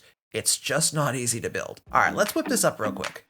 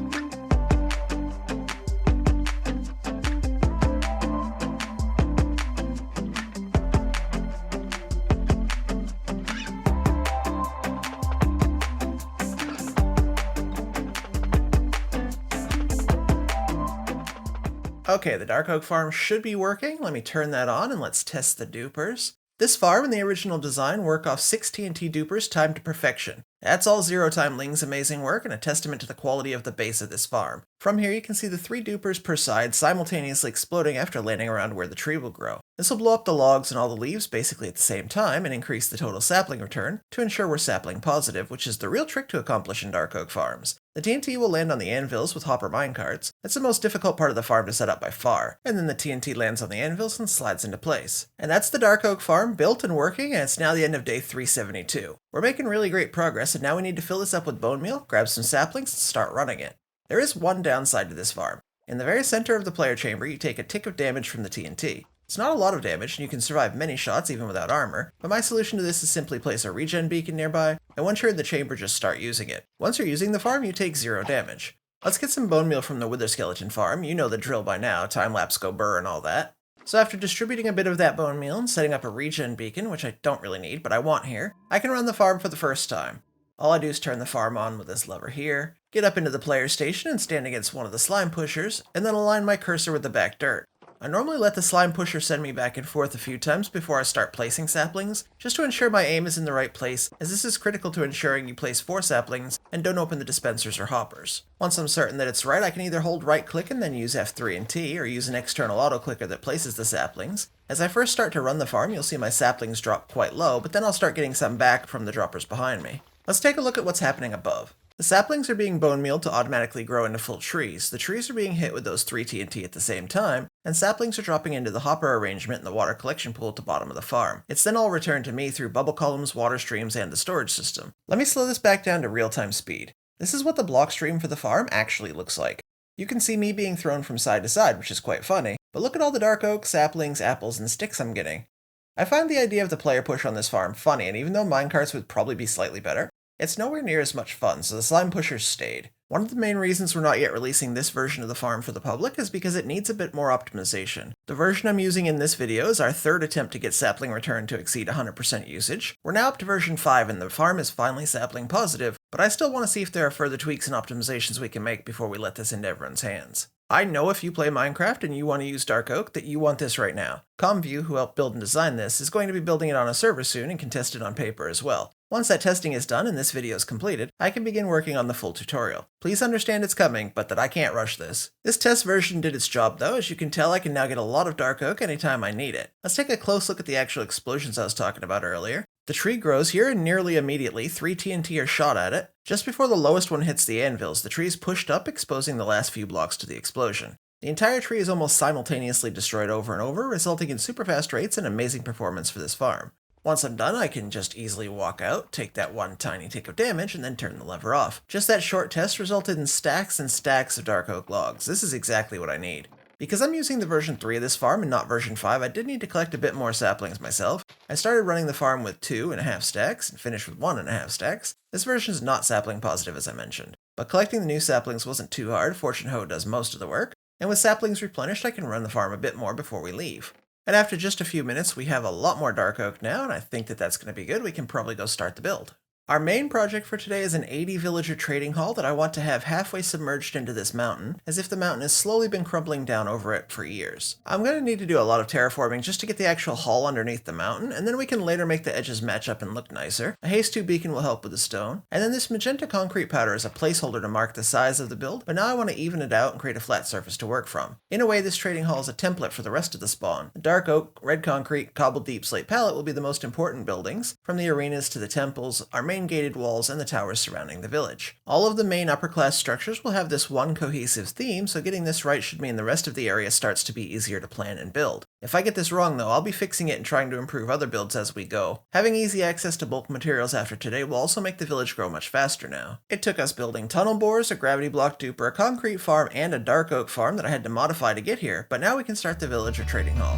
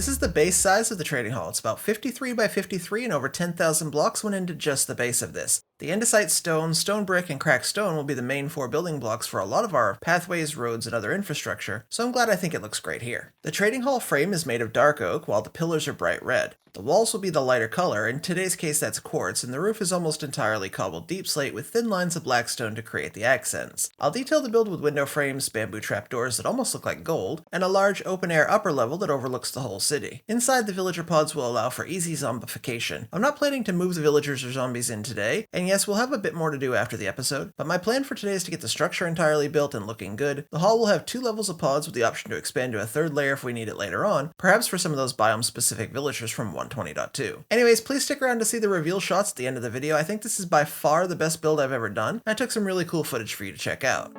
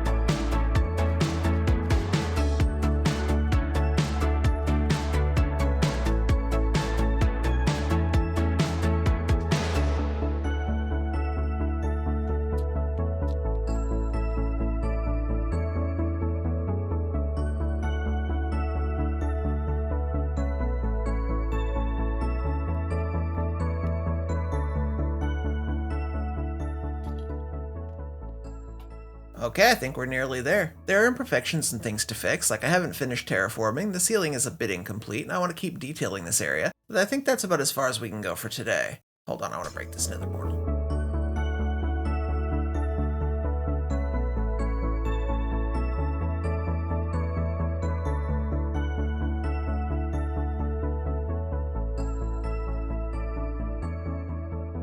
So here it is, inside and out, one of my favorite builds I've ever done. I love how the world is starting to look, and seeing my pagoda from down here, or this build from up there, flying around in the world, it's just all starting to feel great. I'm regarded as a technical player, but building in this world just feels right. I'm embracing Builder Rad while having more fun in Minecraft than I can remember ever having. Today is Duper's Dragon Egg, Shulker's Raid Farm, and a city hub. Let's get started. We'll begin with infrastructure by building a Dragon Egg duper to start our monument drain project. I'll be dropping 100,000 Dragon Eggs on a monument soon in order to drain it, and each egg represents one subscriber, including you if you've booped that button. And today I'll place the first 1,000, maybe even 2,500 eggs above the monument. If you're one of my first 1,000 subscribers, that'll be for you. I also desperately need to build a Shulker farm. I have fewer than 20 empty boxes left, and I'm starting to build up some farms that require Shulker loaded storage. We won't get to the Shulker loading today, but I do need to keep it in mind. Next episode will include a few technical farms, and I want to think about auto storage soon. Also, we're going to need a lot more redstone, so that means building a stacking raid farm today. Not only will the redstone help in later episodes, but the emeralds will let us get the quartz we need for our own build project today, which is to build our city center, the hub of what will be our Asian spawn city. So that's our to-do wall today. Let's get right into it. The city hub will need over 30,000 sea lanterns today, and we don't have that yet. So I'll be in and out of the Guardian XP farm many times throughout the episode, and I'll get to the highest level I've been to in this series so far. You'll know how this goes if you've seen the first few episodes, but if you're new, let me explain. I'm going to start by gathering all of the required materials for all of today's projects, of course with the exception of the huge build project, which we'll be collecting for throughout the episode. I was a food photographer for a little while, and I think the chef's concept of mise en place, or putting things in their place, has stuck with me years later. Essentially, it's far more efficient to set up and gather everything at once than it is to build each box per project, and both of those beat what I used to do, which was just wing it. I also know we're going to need many thousands of glass by the end of this episode, so I'm going to set up a very temporary furnace array here to get started while I work in and around the house. I'll have plenty of sand from the duper and buckets from the lava farm to power the furnaces, and I'll let this run for now. And then a little bit of bamboo and string for scaffolding, and I think we're going to be ready. Okay, it is a shulker farm, maybe a lot of bamboo and a lot of string. Okay, now we need to find the third stronghold in the world. I know one of my strongholds is 1,500 blocks directly north, and another's 1,500 blocks directly southeast. That should make this one 1,500 blocks directly southwest. Now I'm about 1,400 out here, and it's time to start thinking about where the stronghold will actually be. So I can just land over here, and we can throw our first pearl. Wait, side quest time. Let's breed these two up. Okay, here's one for you, one for you. Show me the baby. Show me the baby. There's the baby. Okay, bye. Alright, back on track. The first pearl we're going to throw is from negative 1573. I think this will actually take us backwards. It should be closer to the river. Oh, it's actually off to the side here. That should be fairly close by. From the other side of the river, it just heads back where it was. So yeah, I'm right on top of it. I had to dig through a lush cave, but this is the moment I broke through into the new stronghold. I'm always happy to find it, and I dug into this small little room. It's pretty safe, and then we spent a few minutes exploring, and I found the portal room, broke the spawner, and got to work.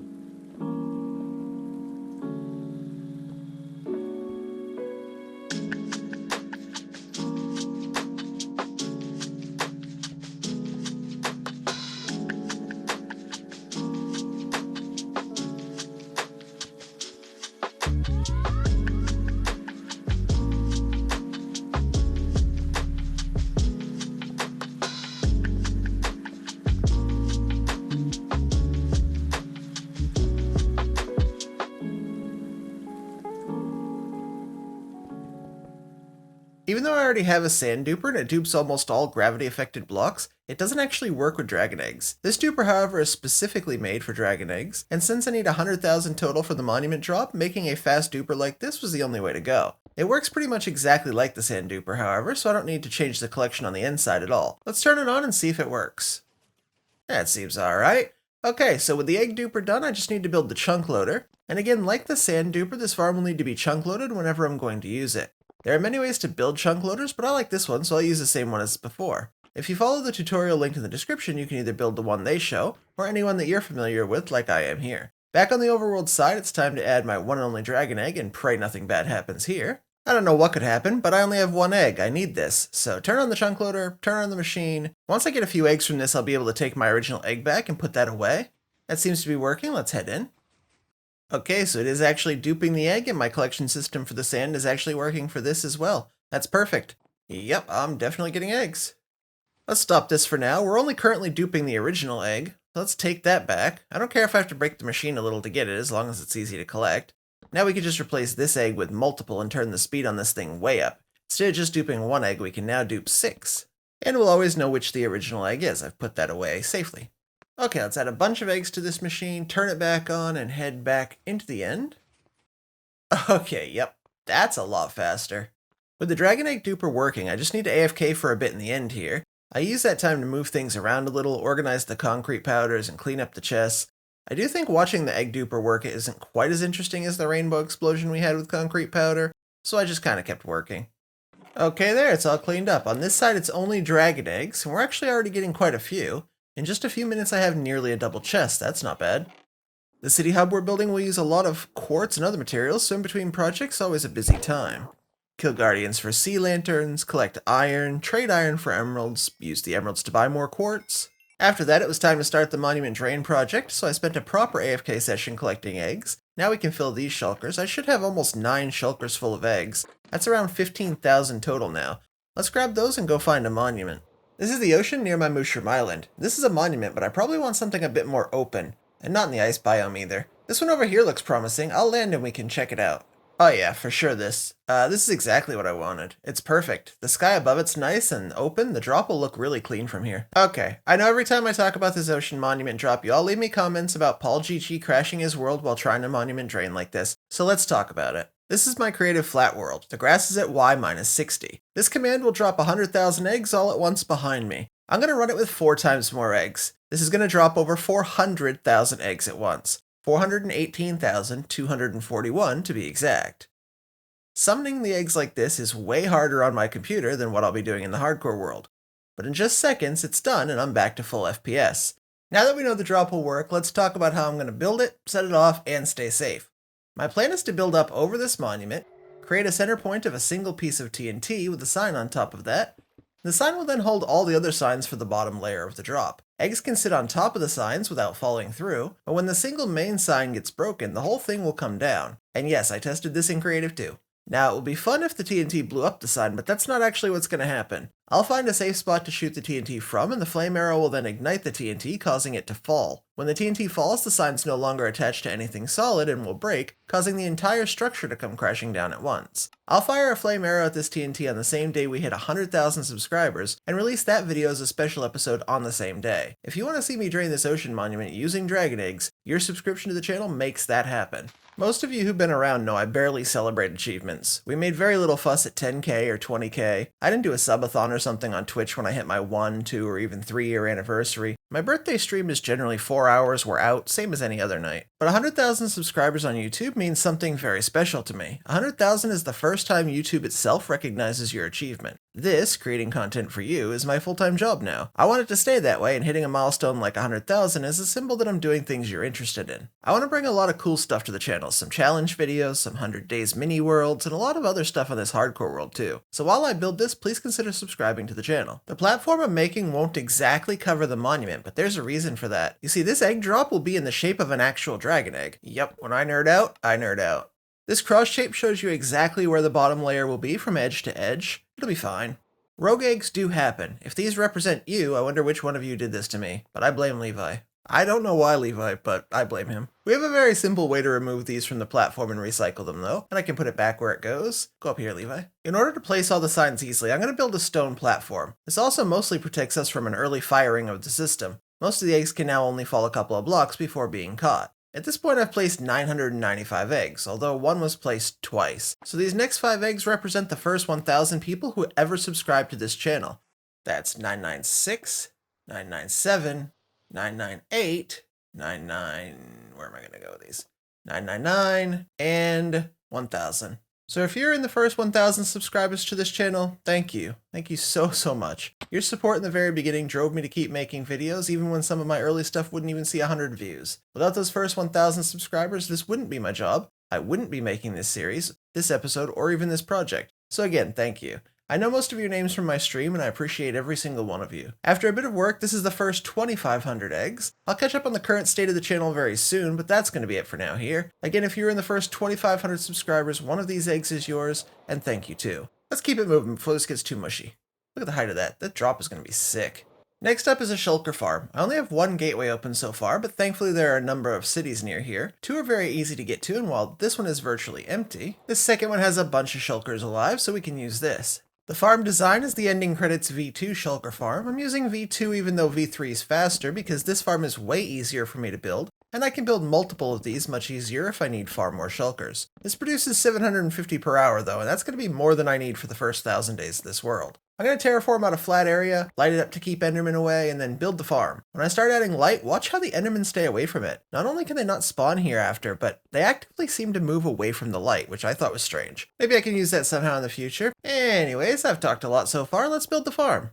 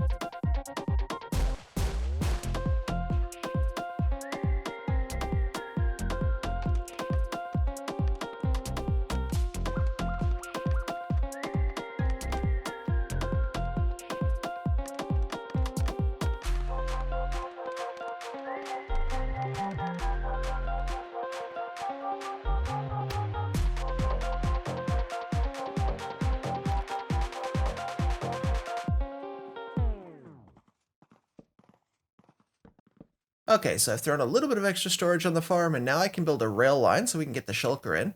My plan is to try and capture this shulker in a boat, drop it down on the rail line, push a minecart over it, shoot the boat with my bow, and have him pop into the farm. It sounds nice and easy, but shulkers, you never know. This should be far enough. Now let's put some power here. Let's go capture this one. Let me place the boat. Let me place the boat. I don't know if I like where this is going. It'll be fine, surely. Just a little vacation. Alright, let's drop in, grab the shulker. That was easy, and then I row my boat right off the edge. over here toward the farm. Fall down. Stop shooting us. Okay, minecart. Let's go there. And goodbye. This shulker, who sounds an awful lot like my friend Linkzzey, is sitting on an activator rail here, so as long as I just shoot the boat, she should pop into the farm, and in a minute the farm will start working. Like that.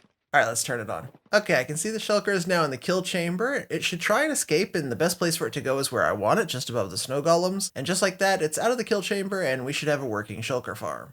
Let me AFK closer in this box here, and I can explain a bit of what's going on.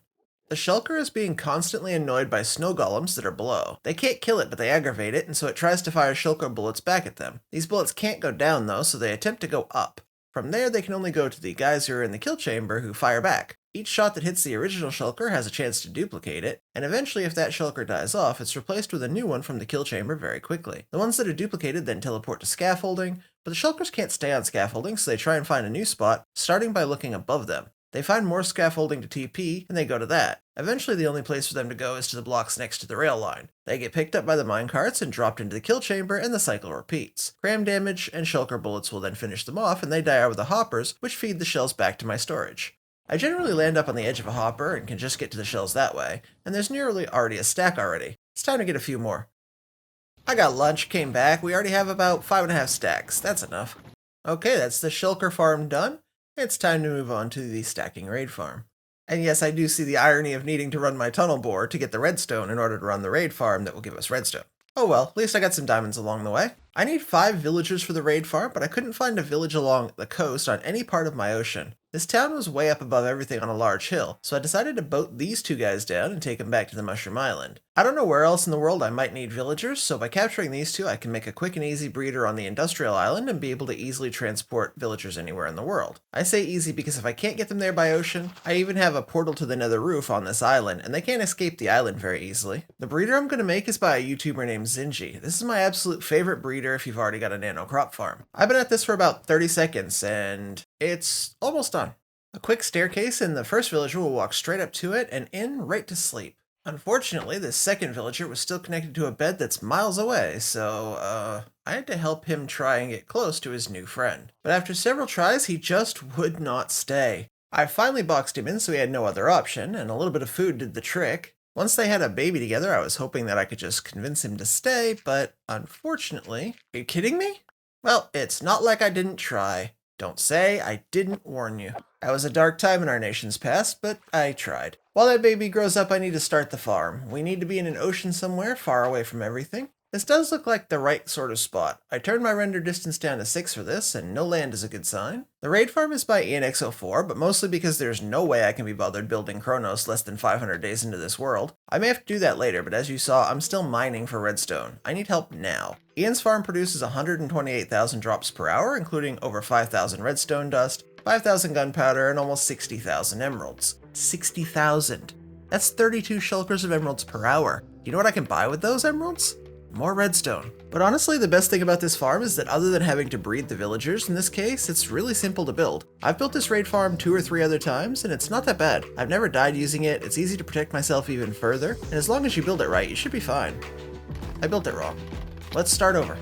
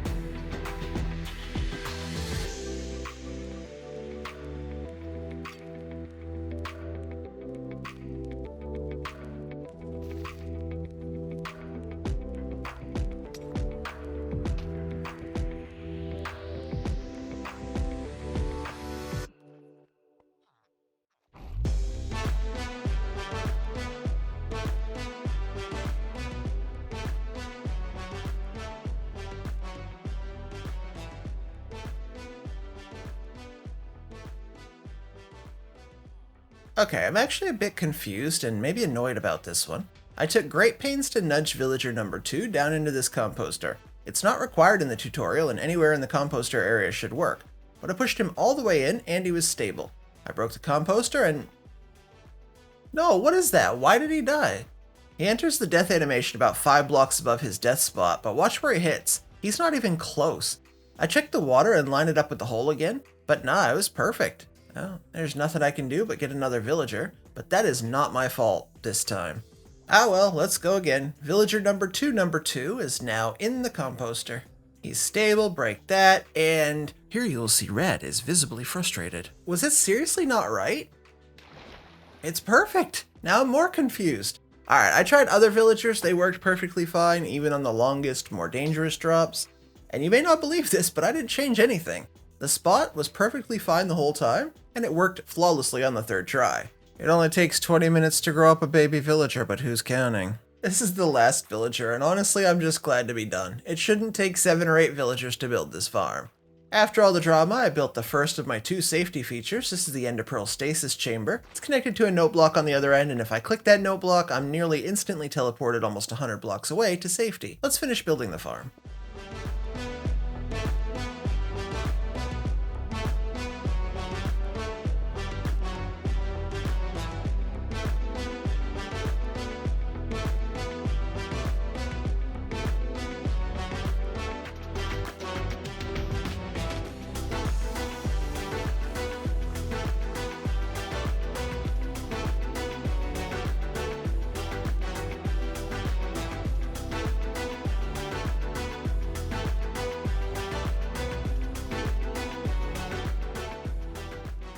This is the raid farm with all the bells and whistles. Actually, let's build the last bell and whistle right now. I want a double beacon nearby for 2 effects, resistance and regeneration. Strength is an added bonus though. Let's finish spawn-proofing it. For the stasis chamber, I'll need just a few ender pearls. I don't have an enderman farm yet, so this roof and my harming 2 stare effect is going to have to do. They really didn't like the staring. Finally, I'm going to add a portal just outside the farm so I can come and go with the bad omen effect, or just come and go as I need. I'm also going to need to add another portal to the outpost in the mesa, but yeah, honestly, once I build the raid captain bank, I won't even need this, but I'll be able to keep a captain right at the farm to easily start new raids. Still, it's nice to have and it's a 5-minute job, so why not do it? It's time to run the farm for the first time and see if I die or if I built it right. I just need the first raid captain. Oh, there's one. Hi, could you be unalive, please? Thanks. Okay, cool. Spoils of War go here, Ender Pearl Stasis Chamber goes there, and let's start the farm. The raid starts when I get close, as you can see at the top. I just go into the farm and start hitting the armor stand. My sword does not have fire aspect or knockback, so it should work just fine. It does have sweeping edge, which is required for the farm. You can see the redstone clock I built. When that lights up, I swing. The farm starts up slowly, with one raid starting, and then another, and in the end, many raids are, stacked together, and raiders come in faster and faster. That's how a stacking raid farm works. Ravagers will get killed in this chamber where they clip into the lava and clip into the water, so they'll float up as they die. Other raid mobs will spawn there and fall down to take some damage before being killed by me below. Sweeping edge on my sword passes the damage from the armor stand that I'm hitting to the mobs that are just over my head. The loot goes into the water stream where it bunches up, stacks together, and then goes over the filtered hoppers. The vast majority of emeralds, redstone, and gunpowder are collected, plus a bonus chest of totems and other drops. Inside, I'm just smacking the armor stand and watching out for Vexes. They're the worst thing that can get loose in this farm, and if they do, they spawn in huge numbers pretty fast. And this is how the whole setup looks. When I'm done, I just leave out through the door here, right-click on the note block, and see ya, I'm gone. This time I left behind a very special little friend. I didn't even know he was there until I was rewatching the replay mod footage. Normally the endermite spawns where the pearl lands. This was quite different. Okay, after flying away to despawn everything that was in there, let's see what we got. Whoa! Okay, I already know this farm goes hard, but dang. It always surprises me how much I've got when I check this thing. And that leaves us to build the city hub. For this hub, I want to build a giant compass rose with a fog effect in red stained glass. I need the city center to be very large, larger than you probably expect. But I know what's coming for the rest of the city, and if I don't build this large, it won't look like a city center, it'll look like the city manhole cover. Building it here means quite a lot of work though. I don't have sponges yet, but for something this size, it's kind of 50-50 on whether it's easier to fill in and then dig back out, or go get the sponges. I did choose to fill this in, and that's the whole river underneath this area, and then the fog effect is 5 layers of glass. At the bottom will be sea lanterns with red carpet over the top, so I need to go down 11 layers in total.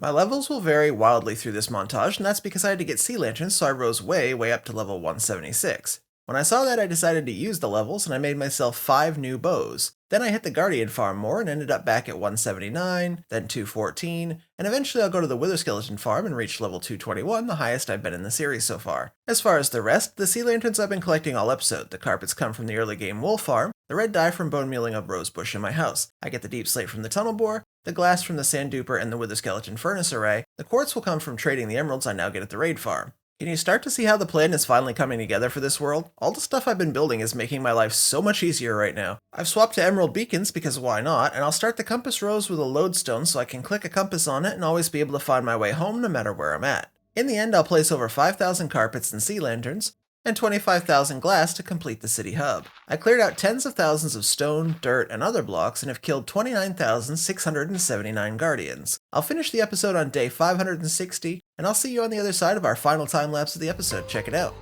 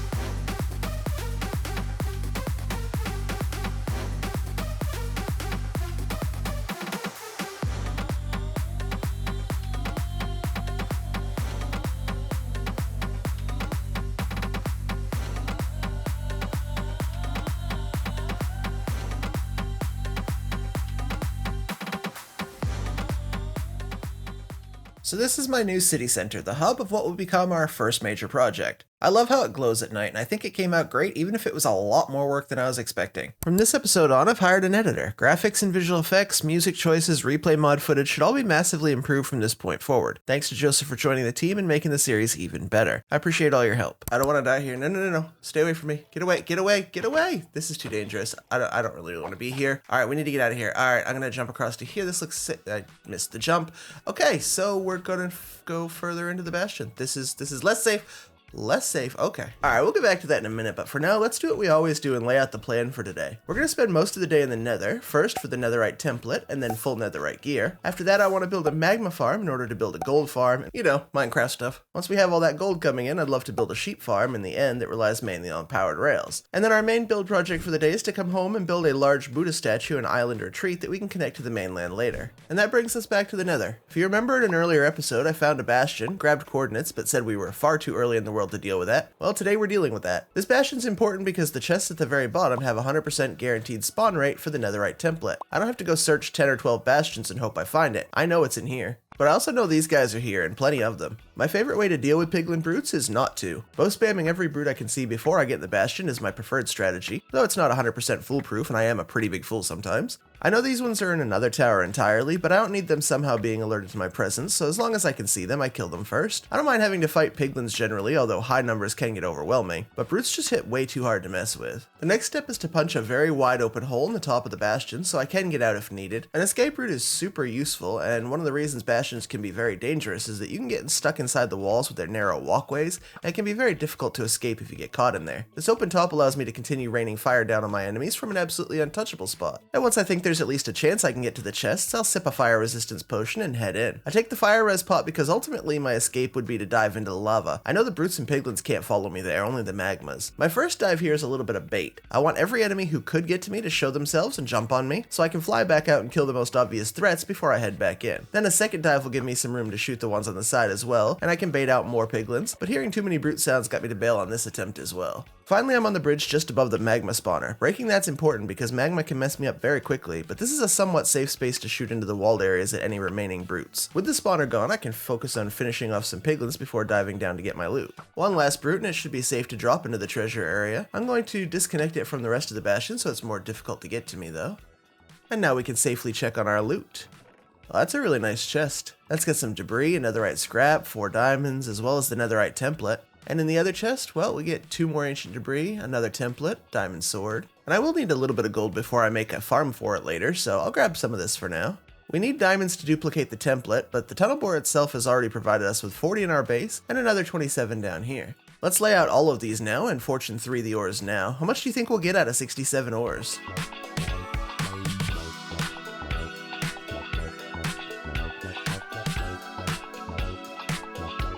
And in the end, I ended up with 163 diamonds. That's not terrible at all. And now I can duplicate the template just like this, where 2 of the templates makes 4. 4 is going to make us 8, and I'll make 16 out of that. And that's more than I need for now. So now on to the fun part. Let's make a bunch of TNT and go blow stuff up in the nether. 8 stacks of TNT should be a good start. I also want to smelt up the few bits of debris I already have so we can make our first ingot now. Then I can apply that using one of the new netherite templates, and we have our first piece of netherite gear. I want to do that now because we'll be digging quite a lot in the nether, and having the extra durability can only help. I don't really mind digging tunnels and manually mining for ancient debris. I find it kind of relaxing as long as I have a fire res potion in my hotbar. There's not a whole lot that will attack you in a narrow tunnel below lava in the nether, so it's simple to dig a tunnel, fill it up with TNT, explode it, and collect the debris. And then when I run into a lava pocket or lava lake, I simply stop the tunnel there. For optimal results, your TNT should be every 4 blocks apart, but honestly after a while I stop counting and start spamming it a little bit. Spamming is a bit less efficient on TNT, but a lot faster, so you have time to do more. It's kind of a trade-off, honestly. Having a flame bow does make lighting the TNT easy, although if this TNT hits a piglin, they will aggro to you because you set it off. There are ways around it, but for the ease, I'll take this trade. Generally, you don't aggro anyone unless you set off 2 tunnels close to each other. I started out this ancient debris hunting with this ugly texture pack on that highlights ores. It's from Vanilla Tweaks if you want it, but I turned it off after a few minutes because I found it more annoying than helpful. I guess I'm not that blind yet. Ignore the 2 or 3 pieces I missed during the time lapse. My ancient debris luck in this world has been absolutely awful. At some point I'll show you all the areas I've mined trying to get debris for the tunnel bores. Today was, unfortunately, not a lot different. My debris luck still seems to be awful. I was finding as much by mining long tunnels as I was by blowing them up with hundreds of TNT. Anywho, let's hunt for some debris now.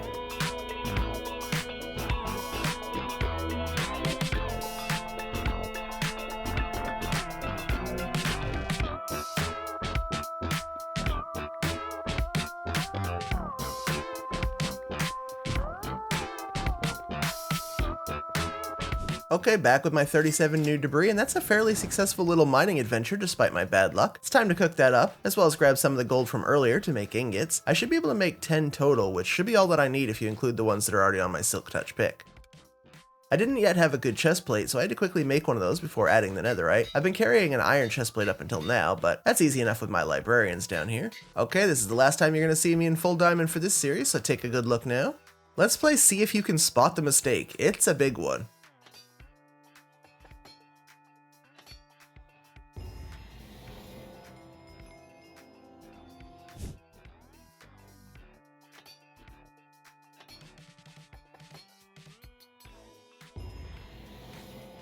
Ooh, look at me, full netherite, including all weapons, tools, and gear just as I should be.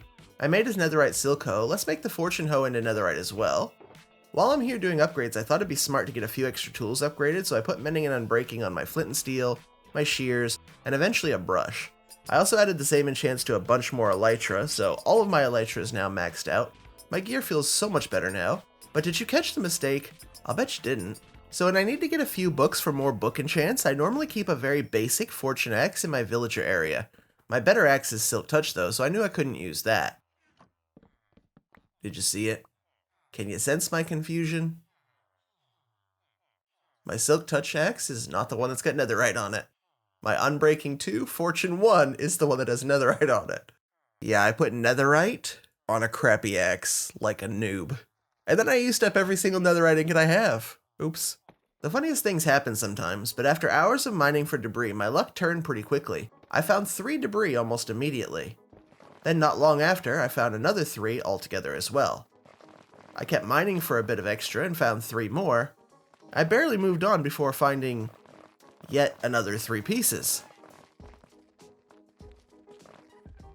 I found exactly 0 veins of 1 or 2 on this whole second trip.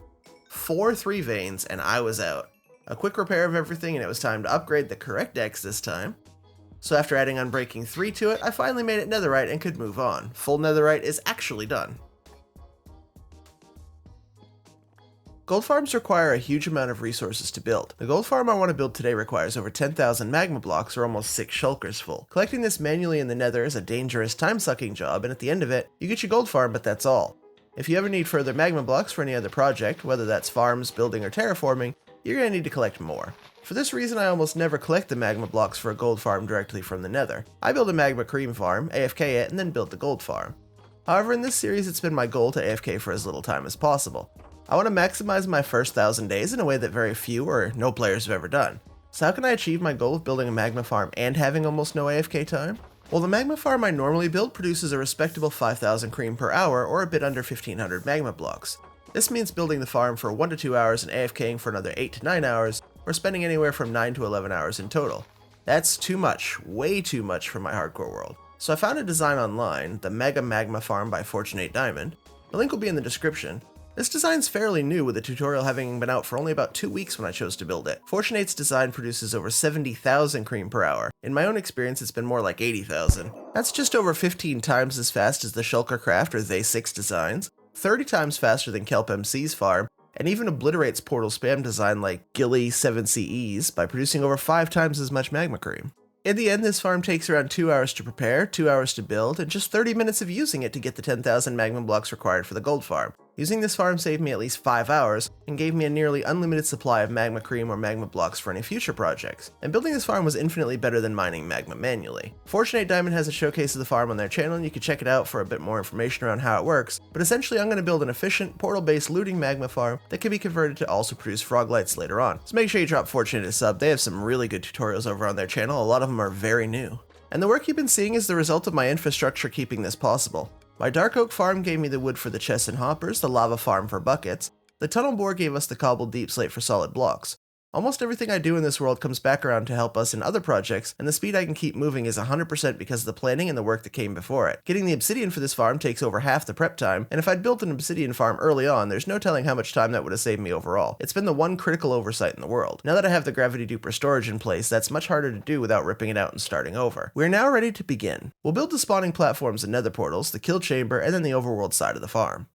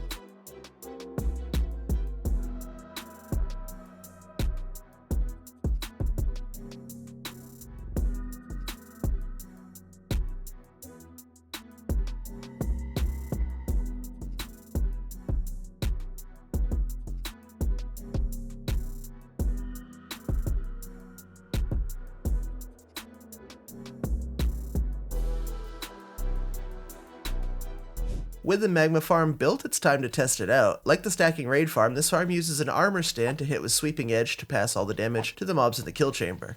Looting also passes through the armor stand, so our drops are multiplied. Just 5 minutes of hitting this armor stand gives me more magma cream per hour than an AFKing one of the next best options. It's a really fantastic farm. The results of this farm in just a few minutes were actually quite astonishing. I normally expect farms to slightly or even drastically underperform the stated rates, so I'm amazed that this farm not only hit the 70,000 promise, but exceeded it. After that quick test to ensure all was working, I went back and finished around 30 more minutes of AFKing this farm. So let's call the magma farm done. It is not lost on me that an obsidian farm was missed, and I'm back to mining obsidian pillars in the end again. The gold farm I'm building today is one that I'm familiar with. It's Dashpum 4's 1650 gold blocks per hour gold farm. I built this a couple of times on past playthroughs. As of the time I was recording, this was one of the best single player gold farms you could make. I'll plan to upgrade this in the future, but for now, 1650 gold blocks is more than enough gold to line our pockets, and more importantly, run a piglin bartering farm. Also, I really need to update my dark oak farm to the latest version now that we're basically done designing it. I hate having to get saplings each time, but the farm is so fast and it's very useful for chest hoppers, etc., and the farm uses a lot of those. We'll also grab sand for glass and use the Wither Skeleton Farm's super manual smelter to smelt through that. Yes, I do plan to make a real smelter soon. I do get a lot of extra skulls while I'm there though. Time to collect all of our glass out of the furnaces and then head home. And in this massive pile of shulkers, we should have everything we need to build the biggest farm we've made in the world so far. Except I forgot turtle eggs. I need a farm for this. I hate having to manually get these each time as well. I also miss when turtles could be infinitely bred quickly. That was a good bug. Sometimes Mojang fixes the good bugs and it's unfortunate. Finally, the one thing you want to have when building almost any gold farm is a great set of Frostwalker boots. I always put Feather Falling 4 on mine because I forget that I'm in Frostwalker boots and I land too hard otherwise. The last thing I want to do is use a totem because I forget what boots I'm wearing. Alright, the farm's gonna go right here. Let's unload everything and get started.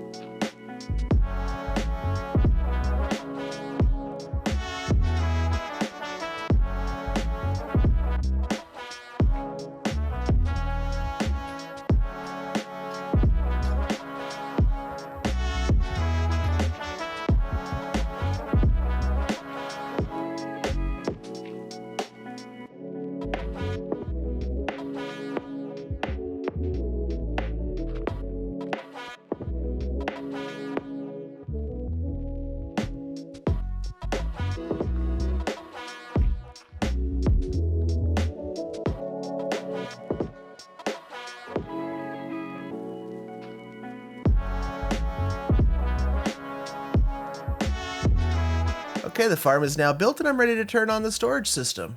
In my rush to finish the farm, I might have made just one small oversight.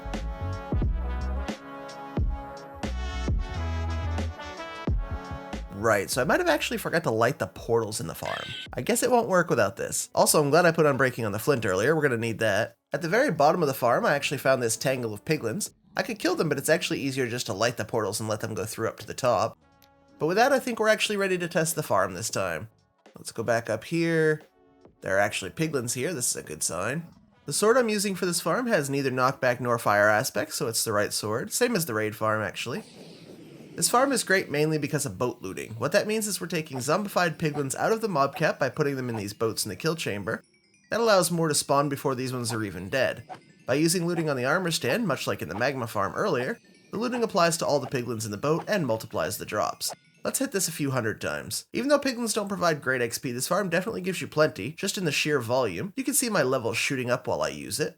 Once that's done, I can pull all the nuggets from the chest with item scroller and then craft them up into ingots. Eventually blocks.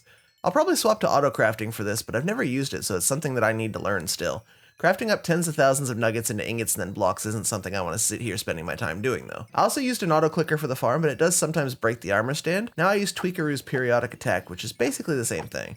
Okay, with over 5 stacks of gold blocks now, it's time to move on and make a bartering farm. Doing this in your house is dangerous and not recommended, by the way. In my 119 series, I ended up bone mealing the fungi and put a tree through my roof, which is a nightmare to clean up. This time it took me 25 tries to get the one fungi I needed. Yikes. This prep shulker is coming along well and we have nearly everything we need now. I'm bringing a lot of grass blocks because I'm not building this below the nether roof this time. For the first time I'm putting it on top of the nether roof near the gold farm so I can access bartering whenever I want. At another time I'll build an auto sorter only for the bartering drops and that'll be my main way to separate the drops out. And as I collect pumpkins for the farm, it reminds me the usual question I get about Ian's bartering setup is how many piglins do you actually need? Ian recommends 128 and says that's more than enough, but honestly I always put 192 or 3 stacks of pumpkins in the dispenser. However, then you go watch the replay of loading up the farm and you realize that fewer than 192 sometimes go into the farm if you do it under the roof in the traditional way. A bunch will die to entity cramming and the carved pumpkins will then despawn. However, today we're going to solve that issue by mostly using glass to build the containment chambers. It's impossible for the mobs to suffocate in glass, so I'll get a lot more into the farm, over 220 that will live today. And yes, I need a pumpkin farm. After carving the pumpkins and collecting what felt like 1,000 seeds, it's time to build the bartering farm.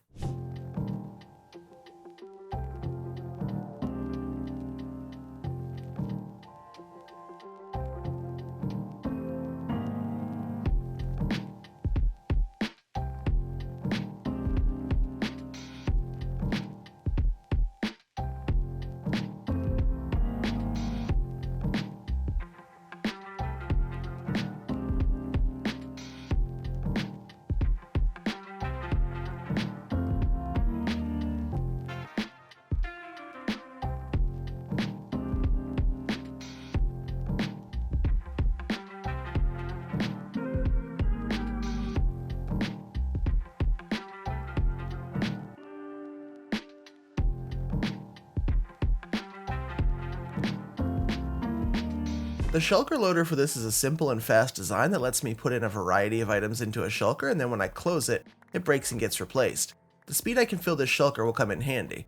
For the bartering farm itself, I built the glass containment, the same fill chamber that Ian used in the video description, and of course used a soul torch instead of a gate after 118 to make the piglins run away from the gap in the center. This bartering farm is so fast that no gold farm can actually keep up with the rates. With 224 piglins in the farm, I can trade 3.5 stacks of gold ingots every 6 seconds, or 35 stacks per minute.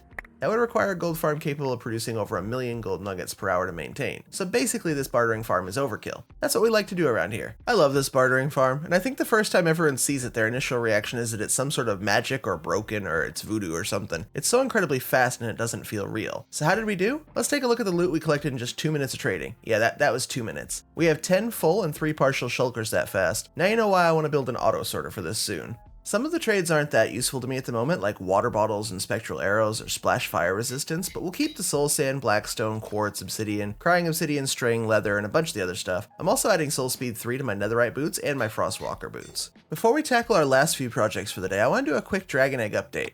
Last time we added just over 2,500 eggs to the monument drop and I showed you how it'll work. As of me recording this, we're just over 22,000 total subscribers and well on the way to that 100,000 mark. After one more layer that's the same as below, we'll start expanding outward, and that'll require more signs to put the eggs on top of.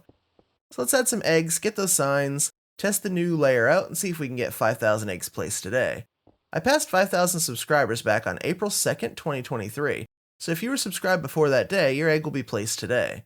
And if you're new, here's a quick recap. I'm going to be dropping all of these dragon eggs onto the monument below when the channel reaches 100,000 subscribers. Everyone who subscribes is represented by one of these eggs, and the drop will be shaped like a huge dragon egg. The eggs are supported on one sign attached to a single piece of TNT, and when the TNT falls, so will all the signs and all of the eggs. The Dark Oak Farm provides us with thousands of signs, and a dragon egg duper at one of my strongholds is how we get the 100,000 eggs. I currently have just over 20,000 eggs ready to be added to the drop. These stone rings that I've added will allow me to place the new signs for the new layers. This would be much easier if I just wanted to drop a square chunk of eggs onto the monument, but oh no, not me, I have to be fancy. I have to do something fun. Alright, with all the new signs in place, expansion can begin, and this layer will mark just over 5,200 eggs placed. So thank you to my first 5,000 subscribers. It was a long road to find the first 5,000 of you, but we did it. Thank you. And this is how 5,000 of you look. We're 1/20th of the way through the project now. Not bad. This may not seem related to today's projects, but I promise it is. I've been avoiding building an upgraded sheep farm for the whole series so far because I didn't have gold. The farm I like building by Borkon requires a lot of powered rails and gold. I'm putting my sheep farm way out in the end for two reasons. Number one, I want to only run it when I want it running. This farm can produce way too much wool, especially at the size I'm building it, so controlling our AFK sessions here is just a good way to limit it. Number two, I want to AFK the shulker farm for shells, but sitting here AFKing just the shulker farm is quite a waste of time if we aren't doing anything else. In this case, I can do both. The farm itself is very easy to build, and I'll put an auto sorter for each color on the farm before it's even running. It has auto restock on shears and 96 total sheep, which will be 6 of each color. The most difficult part of this will obviously be moving 2 sheep thousands of blocks in the end, but I'll just create a long rail track from our gateway here. I still only have one gateway open, so I guess we're using that one. In terms of useless projects in the world, I did build a dirt path all the way from the original sheep farm up to my Torii gate. By the time I got it built and all the way up to the island, I realized there was probably an easier way. I have random wild sheep roaming near my pagoda. If I simply build up a few blocks from there, I can simply coast over to the island with almost zero work at all. I guess there's only one way to know if this is going to work. Much to my surprise, the sheep was unhurt and came through easily, so I grabbed 2 more and repeated the process. Unfortunately, only one made the journey the second time, but that's all I need, and then walking them on the roof to the stronghold was pretty easy. And moving sheep around is quite easy. Both leads and wheat work as ways to guide them, so it was easy enough to push them into the end portal, and then from there jump through. They were still attached to the leads actually, and then I could just walk them up onto the main end island and up to the gateway where I needed them. After breeding them a couple of times to get me babies and a replacement plan if these two didn't make it, it was time to start the farm.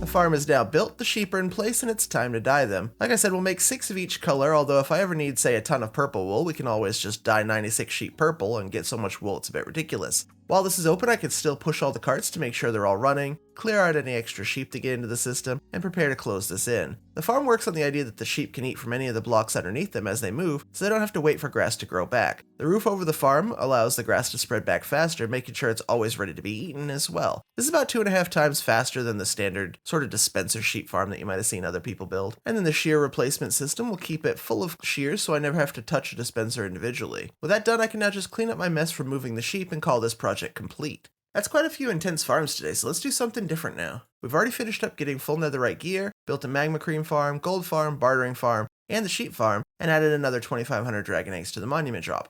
Let's finish today's episode by relaxing, or at least creating a place we can go to relax. A zen retreat with a large statue on an island near my villager center. Buddha is typically represented through one of 5 common poses or gestures. The one I'm building today, the name will be on the screen because I'm not going to try and pronounce it and mess it up.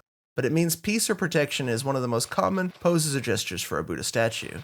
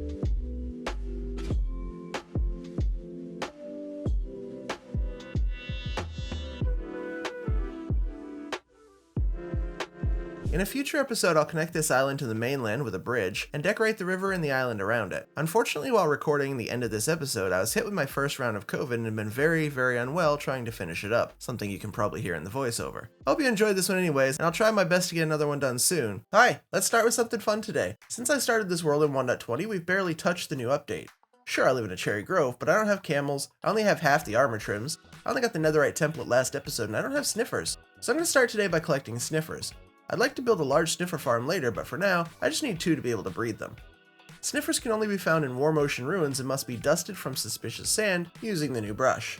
I know where at least one large warm ocean is, so let's start here. As far as the rest of today's plan, I want to be able to do 2 really big farms. First, a sugarcane farm for paper, so I have basically unlimited rockets, and then a huge hoglin farm with shulker loaders, basically an improved version of my own very fast hoglin farm. We'll do a few other necessary projects like moving villagers into the villager hall finally, making a pumpkin farm and a flower farm, but the main goal will be those 2 big farms. Sniffer eggs have a 6.7% chance of spawning in warm ocean ruins, which means we should find these pretty easily, honestly. At least those odds are a lot better than when I go looking for all the armor trims, which I think we'll do next episode. One thing I do know about these ruins is there's always a drowned here to start. Unlike normal spawning algorithms, these guys are just spawned here when the ruins are generated. Unless they're wielding tridents, I generally don't care about the drowned of these things, but since the brushing does take a while, I think I'm gonna have to kill them as we go. For some reason, some people have a really hard time spotting the suspicious sand and gravel, and other people have no trouble at all. I'll have no trouble at all, so I'll just be doing this, but if you're wondering how I know which is which, there's a slight difference in the textures between the 2, and I play this game a lot, so I can see the difference pretty easily. If you are struggling with it, there are texture packs you can get that'll highlight the suspicious sand and gravel, and that can help you out quite a lot. Okay, a couple of ruins in, and I've found nothing. I'll never pass up the chance for free trims at shipwrecks though, so I did stop at quite a few of these along the way. As I headed over to this shipwreck to loot it, I eventually spotted a pretty nice sized ruin. This is a single building, but they often have quite a bit more suspicious sand than the smaller units. First, we'll take care of this drowned. Can you spot the suspicious sand now? Most of the ones in this particular ruin are hidden, but there's one really obvious one. See if you can spot it. Some of the treasure from this is quite bad. My first 2 sand here was a gold nugget and a piece of wheat. That's a little bit of a waste of time. I know a lot of people don't like this archaeology mechanic, but I actually quite like it. I love not knowing what I'm going to get and then discovering it. Even if it's just a candle or something, it's always a little bit of fun. I can take my tiny little dopamine hit and move on. Alright, look at this. It's our first sniffer egg. That's awesome and didn't take too long, just a couple of ancient ruins. The advancement for this is called Smells Interesting. Okay then, you never really want something to be called interesting, do you? Especially a smell.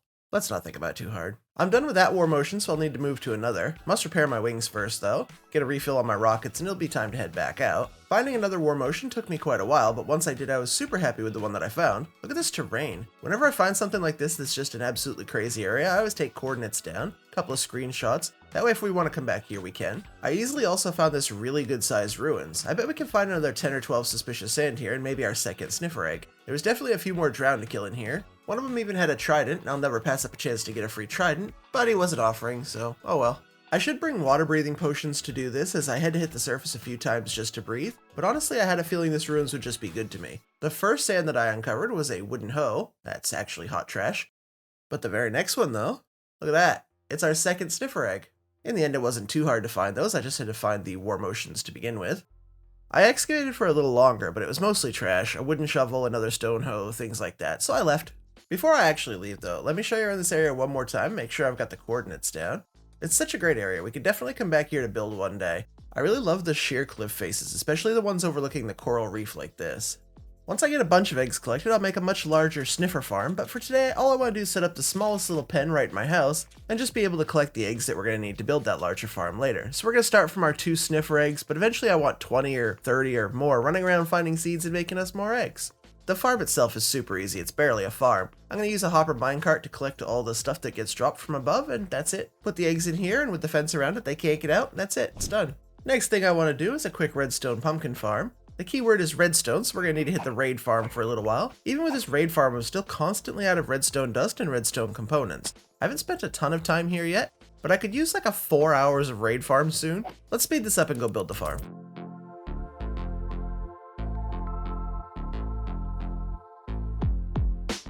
This is 40 times normal speed. That'll get the job done.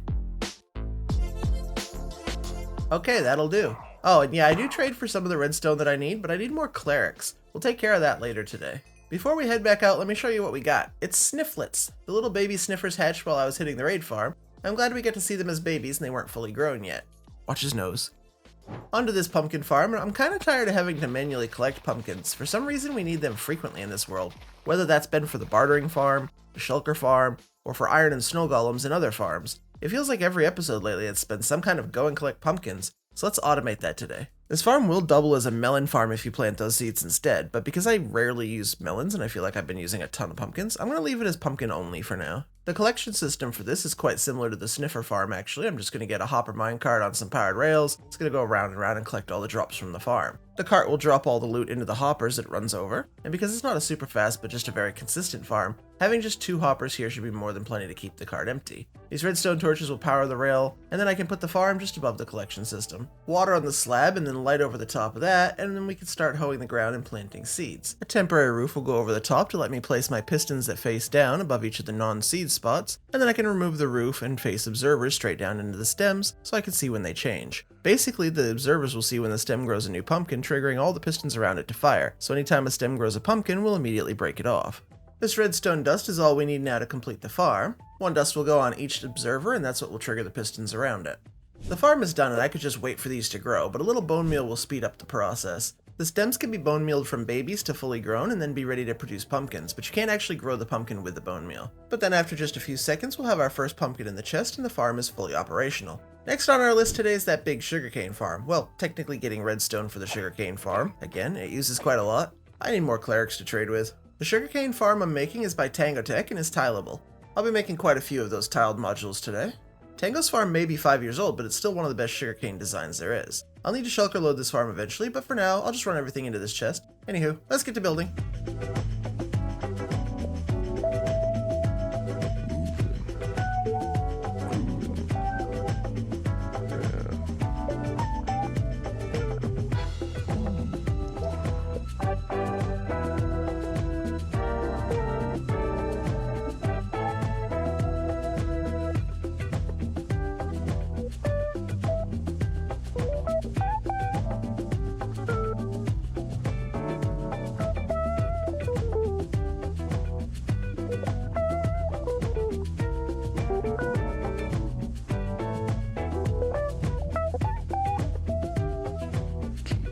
Okay, so after building 50 modules, Yeah, I said 50 modules. This farm, like many in this world, are considered overkill for single-player Minecraft. I simply do not care. I want a stupidly overpowered world, and I don't want to spend a lot of time AFK, so any super fast farms are extremely welcome in this world. Wait until you see my ridiculous cobblestone farm later in the series. I've got big plans. We're already getting a lot of sugarcane coming in. Oh yeah, I didn't mention it earlier, but I also built a quick rail duper in front of the sugarcane farm. That'll help us later. Our biggest project for today is actually a large version of my own Hoglin farm design, but improved in a couple of key ways. The problem is the farm takes thousands of soul sand and almost 1,000 lava buckets to make at full size. I've already done some bartering for soul sand, but it's not fast enough to get all of it that way, so I got to mine for some first. I'll get about half the rails I need from the gold farm in our redstone stocks, but then I'm going to use the new duper on the other half. I've never used a rail duper before, and I'm not sure that we'll keep it, but it definitely came in handy for this huge project. I collected about 4 shulkers of soul sand, but my shovel's gonna break, so I had to call it there and repair. So let's talk about this Hoglin farm. It's a design that I came up with and modified with a viewer after seeing a Hoglin die in a soul sand valley. The farm produces over 60,000 cooked pork per hour, which is way more than I should ever need. It's over 30 shulkers per hour. The farm is improved now in a couple of key ways. We're going to be automatically loading the drops into 6x speed shulker loaders and dropping them into the system with minecart yeeting, basically breaking the cart and dropping everything instantly each time it gets to the storage system. The spawning and killing area on the farm is a massive soul sand and lava floor, and basically the way the farm works is in the configuration of lava that I use, a Hoglin can spawn, but instantly starts dying in lava. There's nowhere for them to go. This means that the mob cap is constantly full, but also constantly being emptied as quickly as possible. It's one of the best, fastest Hoglin farms that exists, and I do have a block-by-block tutorial on my channel for the slightly older version. Throughout this project, there are a number of things that you'll see happen. Number 1, I'll need to fight off mobs as I build the rail platform as well as the soul sand and lava platform. And number 2, I'll need hundreds more buckets of lava before we finish. Just so you know, this farm is definitely overkill for single-player Minecraft. However, I designed it, so I kind of have to go all in and build the biggest, fullest version possible. If you build this or you build it from a tutorial, cut down to about a quarter of this size and you'll still be fine, I promise.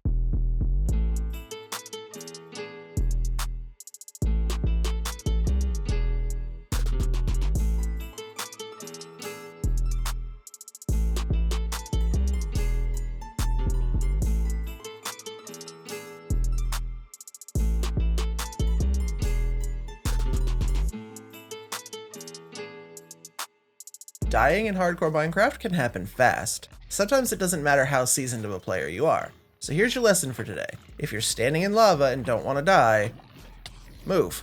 I backed into a lava source here and didn't realize it. I did have a fire res in my hotbar and knew when to use it, or this would have been totem number 1 for the world. This got me down to 1 heart. 1 heart, because I'm standing in lava, still. Yes, I should have booped the little piglin snoots instead of trying to kill them. I hope you realize I'm still standing in lava. I don't know why, but let's get back to building the farm.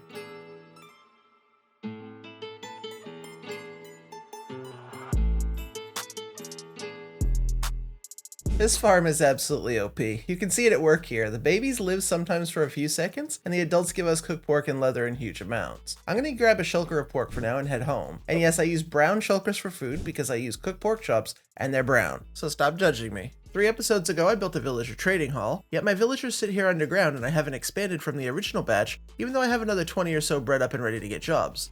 So let's move these villagers over and bring some from the breeder into the hall today. That way I can set up a few extra clerics and trade for a lot more redstone, as we seem to constantly need it. I know I can set up a rail line and just push them all over one by one, but honestly moving workstations was the easier way for me. So I lured every villager from the old underground holes into the new trading hall. Once I get everyone set up, I'll move a zombie into each of the runs and get some weakness potions too. Carrying the villagers is super simple, and in addition to extra clerics, I'll set up the rest of the librarian trades as well as set up extra stonemasons and a few other traders as we keep going. Connecting them to their own workstations is also fairly straightforward. I can lure them into a pod, move the workstation from the back to the front, and everyone is good. It's a bit more tricky with librarians, and sometimes I have to block in the pod, but it's not too bad and I quickly got all the villagers moved in.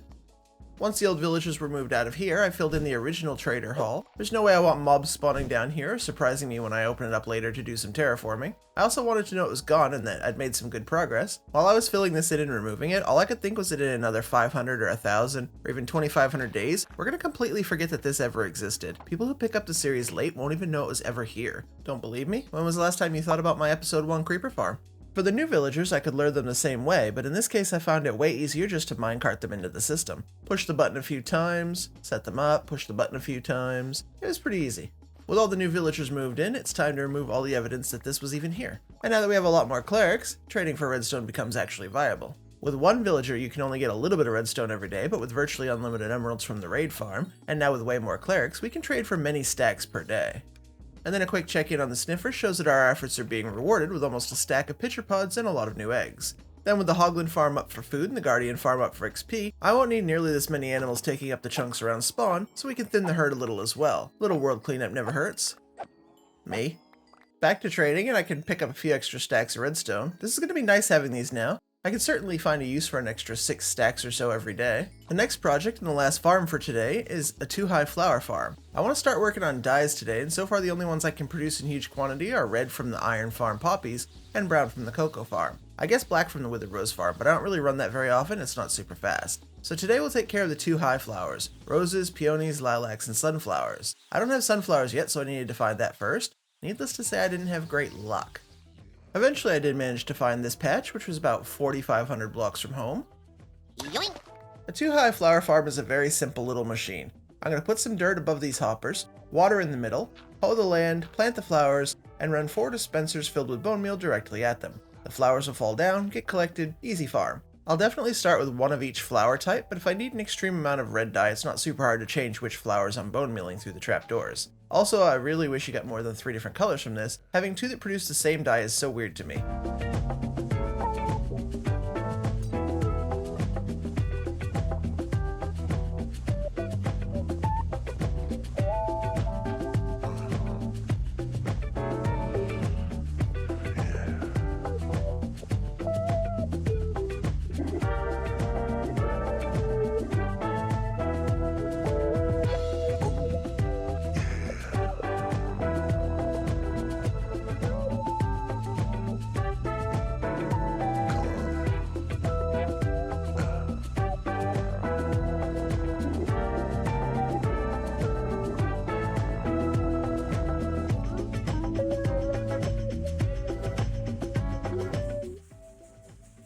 Yep, that's a ridiculous little farm.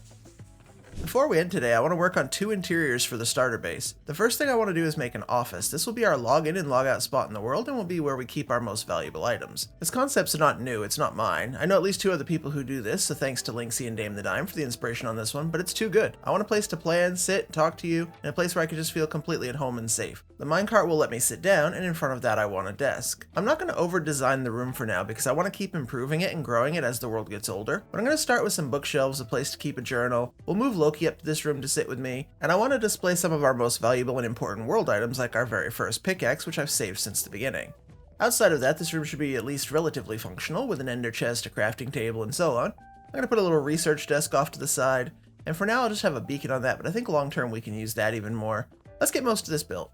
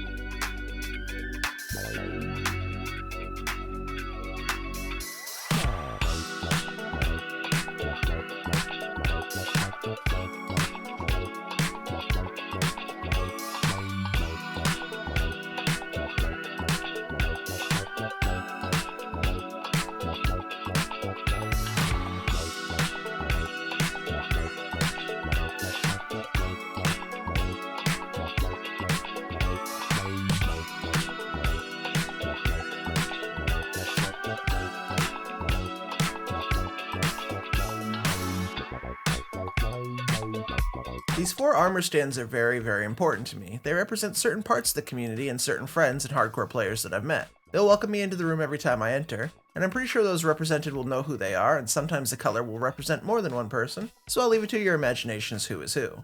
I love the idea of coming out of this chair, running across the room, and just zooming out to work on our projects in the world. I'll have to figure out a better way to get between floors, but for now I can just fly. The next and final room to work on today is a small bedroom. In this room I want to make a fake big bed surrounding a real bed so I can set spawn here. I want to lightly decorate but leave plenty of room to add to this room as the world keeps growing as well. We'll make more memories as we go, and there's no point over designing and wanting a place to place valuables in here later. A screen, a little storage, some candles and decor, and a hidden bed within a bed should do it for this room.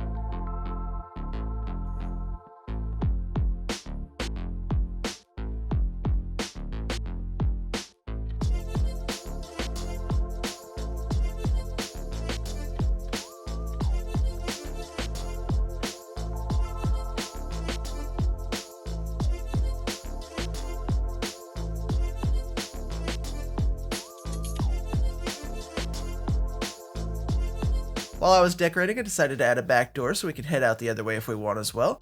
I also cleaned up this main floor a little bit as it was getting a bit out of hand. One last check on our sniffers, and we now have 14 new eggs and plenty of plant seeds.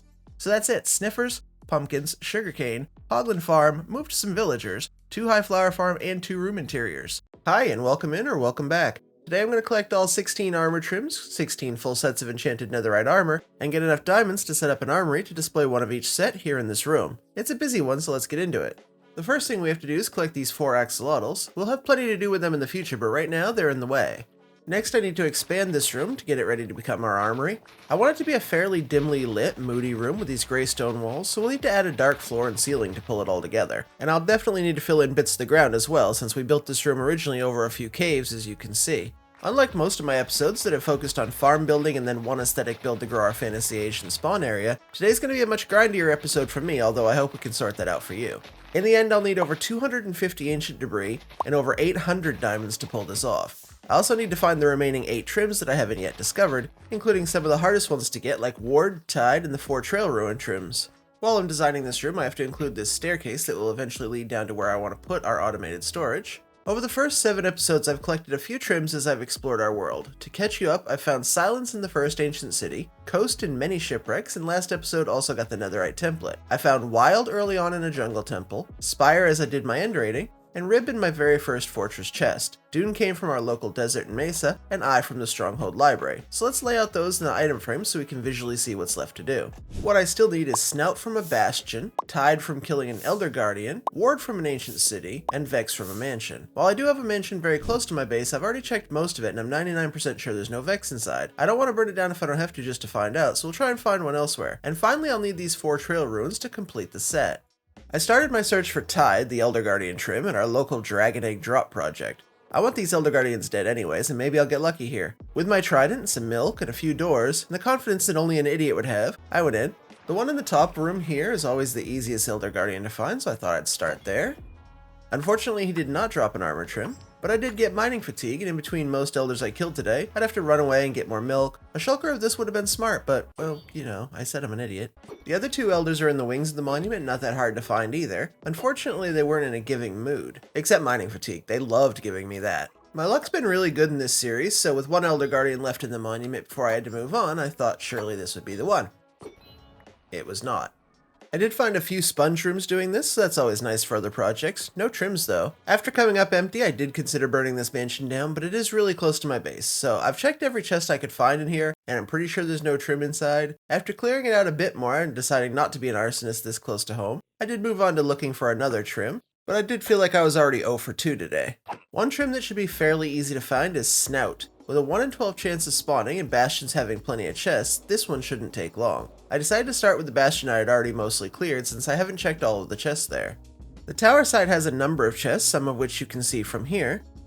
And these first 2 were busts, probably some of the worst bastion chests I've ever seen in my life. This double chest that I found under the lava though was much nicer with some netherite scrap, gilded blackstone, and our first trim of the day, which is Snout. That's 1 out of the 8 we need. After that, it was time to adventure a bit. I can't pass up the chance to find more goodies, so even though I already have Sentry, which is the outpost trim, I always check. I'm not even here for this monument, we'll come back to that in a minute. Elder Guardian should have already dropped me that trim, so I'm a bit put off of that one. In episode 6, I built a gold farm. If you review the video during the overworld section of the build, you can see a trail ruin in the jungle below me. I actually didn't see it until I was editing the video, and by then it was too late to check it out. This is the overworld side of the gold farm, and I've never taken on a trail ruin, so let's get into it. I just can't see it yet. My first job here is to protect myself in the jungle. Mobs spawn way too frequently in here to mess with, so I'm going to light it up pretty well. Trail ruins kind of need to be taken from the top down without skipping much. All the goodies are found in suspicious gravel, and if it falls because you broke the block below it, you can never get back what was inside. So I'm going to be really careful in this structure because finding 4 unique trail ruins is already a challenge. I don't want to have to find another ruins. Dusting and cleaning these ruins takes quite a while. I think in real time I was at this structure for about an hour. You can get trims, pottery shards, as well as candles, dyes, pots, emeralds, coal, and way more stuff. As I said when we got sniffers, I don't really have trouble seeing these suspicious blocks, but if you do, the gravel has a slightly darker center you can see here. Alright, I'm going to get into this. I'll come back when we're nearly done.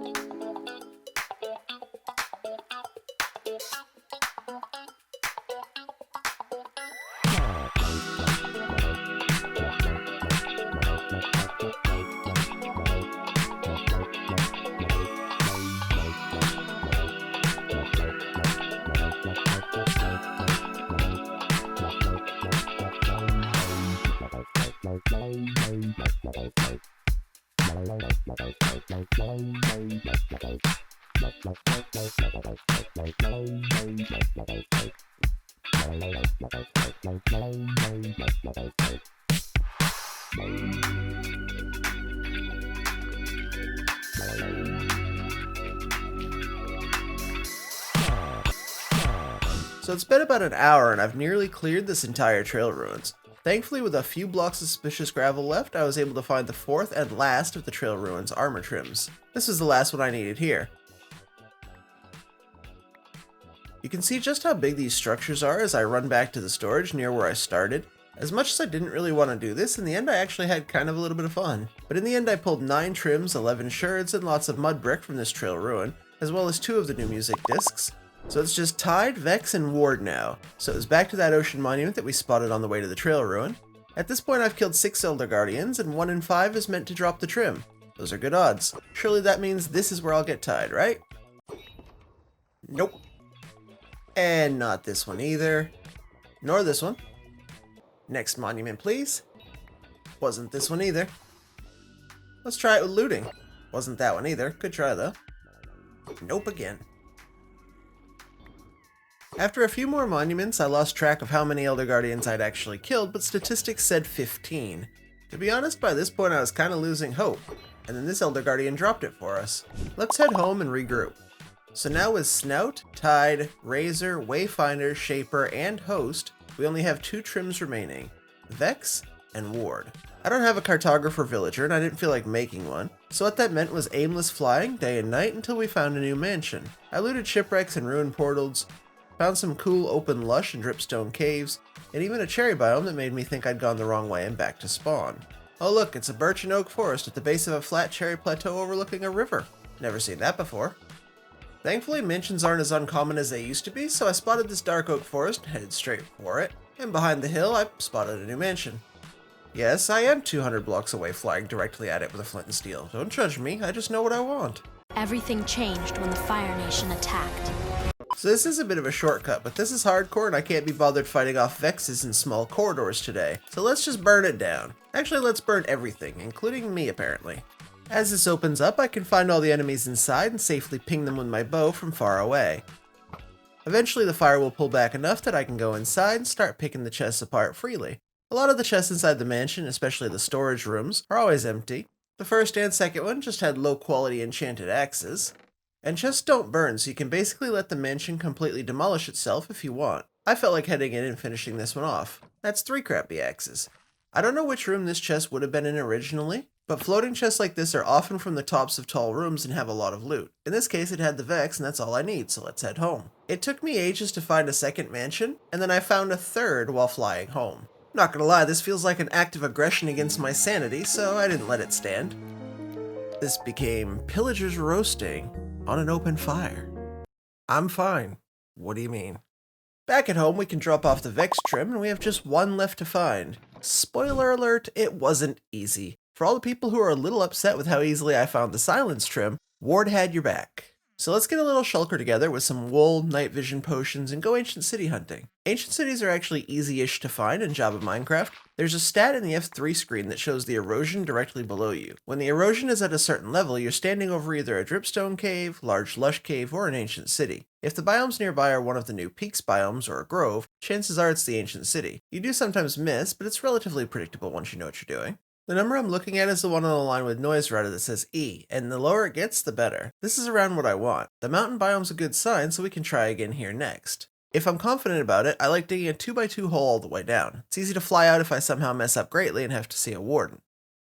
Seeing a massive dripstone cave on the way down was disappointing. It's always possible that the erosion I saw in the noise radar was just this, but I kept going. I heard a sensor and then dug toward that when I heard it. Well, we're here, it's time to get to work.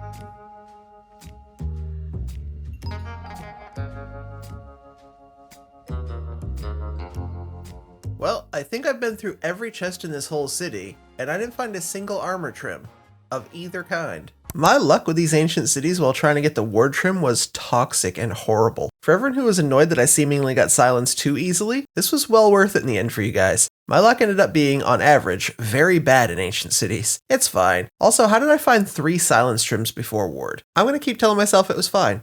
So I found another good erosion option, mined my way down, and right on top of a new city. Would you like the short version this time?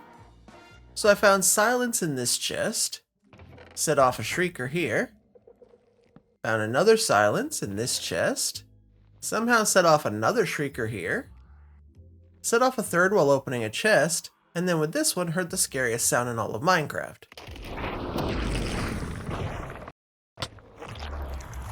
I flew to the safety at the top of the portal and then found our new friend. Did you know in my life I've never killed a warden? When they came out, my world wasn't advanced enough to dare. So everyone got their kills in before I was ready or able. I've never killed a... okay. Was it glorious? No. Was it respectable? Heck no. Would I consider that an example of a sick way to kill the warden? Absolutely not. But the scoreboard still says Rad 1, Warden 0. No ward in that city or the next one either though, so I guess that's karma. This is overall Ancient City number 5, now with the new Lush Cave decor. The best part of finding ancient cities that are overrun with dripstone or lush caves is they're generally fairly skelk and shrieker free, though they can spawn mobs. I saw a few chests I could reach with absolutely no danger though. With the warden cooldown reset from going home to refresh on potions and wool, and no skulk to be seen, I flew around a bit in the city, and here, after more than 4 cities and more than 100 chests, I found my first ward trim. Let's go complete our collection. And now comes the hard part. In order to make 64 trimmed pieces of enchanted armor, I need to duplicate most of the trims 4 times. I also need to duplicate the netherite trim 64 times. That means I'm going to need 256 ancient debris and around 800 diamonds to complete today's plan. Let's check our current stocks. We have 8 diamond ore in the house, that made 15 diamonds, and now including our past diamonds, we have nearly 2 stacks. We need 12 stacks, and 4 stacks of debris. Oh boy. Down at the tunnel bore I found another 28 diamond ore in the chest from a previous mining trip. I didn't need them then, but I sure do now. That earned me another full stack of diamonds, so I'm going to run this tunnel bore quite a bit, collect the diamonds, and store as much of the other stuff as I can. I always need redstone, but I also love to build with deep slate, tough, and of course doing this we blew up our way across a whole amethyst geode. If you don't remember or you haven't seen the episode, I have 12 of these tunnel bores set up. How long did I run this? Well, this long. I cleaned out the iron farm, used the tunnel bore, and came back to 17 stacks of iron ingots. That's a good couple hours. I also want to say that right now, adding all these extra villagers was so necessary and so good. I trade every chance I get now, and I'm finally accumulating some redstone. I would really hate to waste that all in one project next episode. Several runs later, and I found another 24 ore. It's not a lot, but it's a start. I know you guys want to see how and when everything happens, so I've also added shears to my honey farm, so I could start collecting the honeycomb. I'm going to need candles and wax copper soon, so I started early and gathered way too much. I also needed a mental break from the diamond hunting, so let's see what gunpowder we have, make some TNT, and go find us those 4 stacks of ancient debris.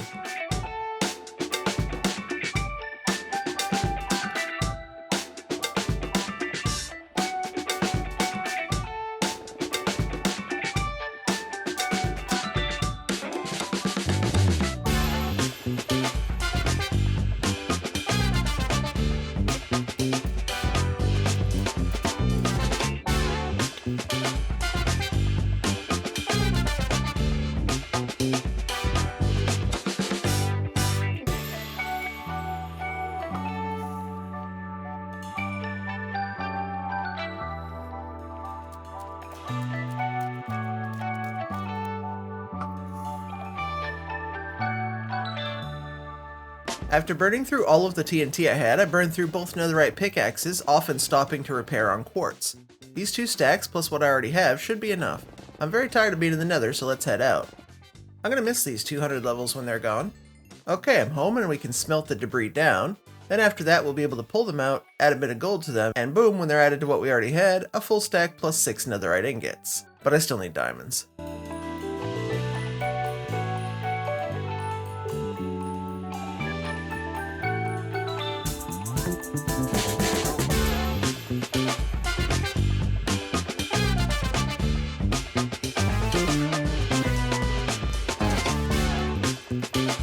Remember when diamonds weren't valuable anymore because you could buy diamond gear from villagers and netherite was the best stuff in the game?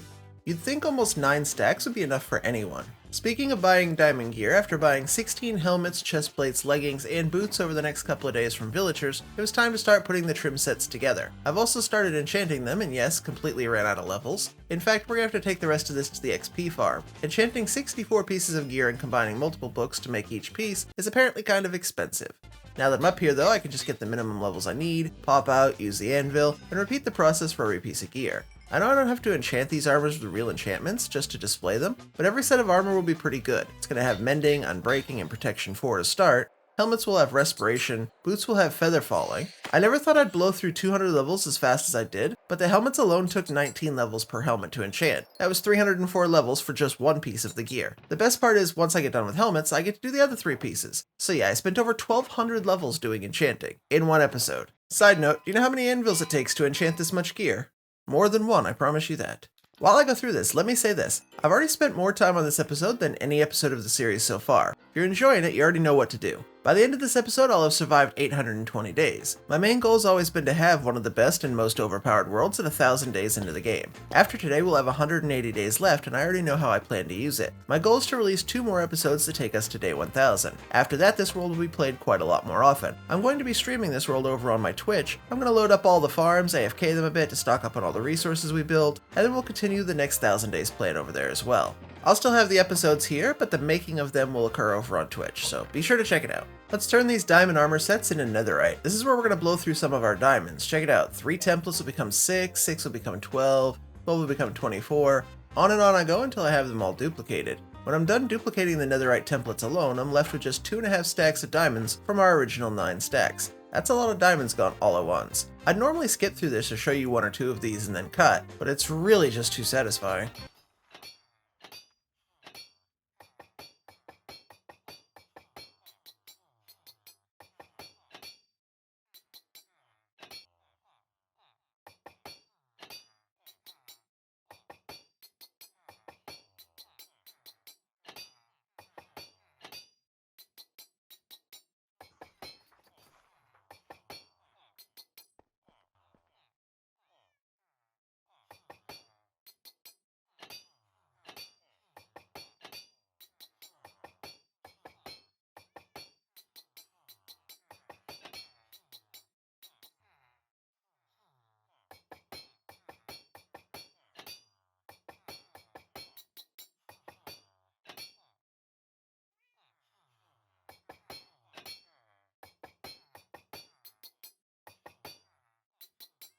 Yeah, I don't know, there's just something really satisfying about this. So I now have 16 sets of enchanted netherite armor, and all are very usable if I needed or wanted to just pick one up and run with it. I also want to keep 1 of every trim, so I always have 1 to duplicate. That means I need to have 4 of every trim in this shulker to complete the project. The ones in the item frames essentially don't count. You can see I already have 4 of several trims, 2 of others, but some I don't have any more of, so I'm going to need to make all 4. Oh yeah, and I have 19 coast trims, of course. Duplicating trim templates like the netherite one costs 7 diamonds per trim. Let's spend all the diamonds we currently have.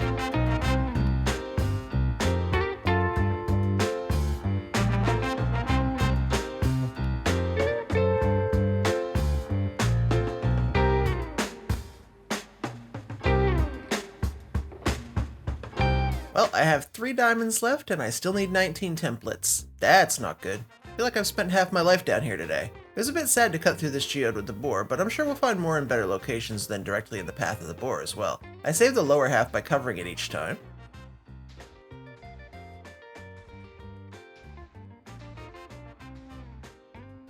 Okay, that was another long round of diamond collecting, and yes, I need a bigger and better tunnel bore, but this is what I've collected. It had better be enough this time. I need just over 2 stacks of diamonds. And I have 3 stacks. Yes, it's enough. Let's go finish the armory. That's it. With 60 diamonds left over, we are now done. It's time to make armor sets. Oh no. I just remembered I want to put a trim on the set I wear. I forgot about that. I'm going to use Silence with Gold as it's the most yellow and orange, which matches my skin and my brand. It also looks like I'm on fire all the time, and given my history of standing in lava until I almost totem, this is fine. I like the fireball look. Alright, take a look at it. I love Silence because it has the most going on. I know it's a very busy trim, but that's what I like about it, all the detail. I know a lot of you prefer a simpler trim, or maybe less bright, bold colors, but this is my favorite. What's your favorite armor trim combination? About 90% of the time, I'm actually wearing elytra, and this is how it looks with the elytra on. I think it matches even better. Okay, making my own personal trim was fun, but let's finish making the rest. For the armory, I'm putting copper on every trim combination. Copper's the most orangey color we have as a whole. Gold is great, but in simpler trims it's very, very yellow, to the point where I don't think it's a good fit for me. Silence is the only gold trim that has a lot of orange in it. Redstone's too red for me, so I'm kinda stuck with this orangey material copper. I do admit on enchanted items it looks a little pinkish, but I think that's good. A lot of people won't use it, so That just makes it mine. All mine. Once I finish applying the trims to the armor, the next step is to work on this room. What I want is a somewhat dark, almost secret lair vibe. Something that makes you feel like when you came into the pagoda you had no idea it was there, but secretly these armor sets were waiting here the whole time. This has been our first real adventure day in the new world, and I've really enjoyed it. I had no idea the project was going to be this much grinding though, and we spent a lot more time on this than I would have liked, but the end result should be worth it. And yes, I saved Ward until last, it made sense. As usual by this point of an episode, I've talked quite a lot, so let me explain this, then I'll come back when the work is done. I need to make the armory 2 blocks taller and then fix the outer wall so it still matches. Then I'm going to put 16 armor stands in here on small pedestals to display each trim. I want to put the single copy of each trim on the wall in the back and keep this whole area pretty dark looking without being dimly lit, so I'll need to bring in a darker color. I'm going to let the original 4 sniffers go out through the back door so they can roam free around spawn and do whatever they want. Okay, let's build the armory.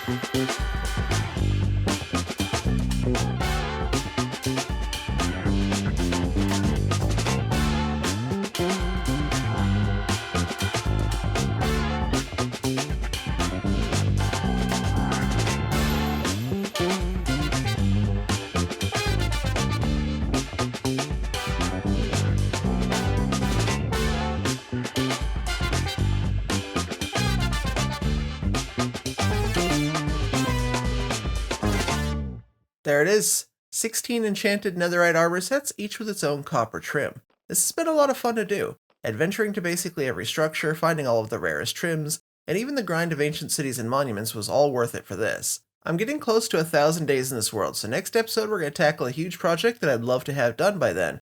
Auto storage for every item in the game. Welcome in or welcome back. Today I'm going to build a full auto storage system for nearly every obtainable item in Minecraft. The storage can hold over 25 million unique items and is designed to ensure I never need another storage system in this world, even if it lasts 10,000 or more days. This is a custom designed, future-proof storage that will currently hold over 950 unique items and has the space to hold way more as Minecraft updates are released. And today I'm going to add a froglight farm to our magma farm, so let's start with that first.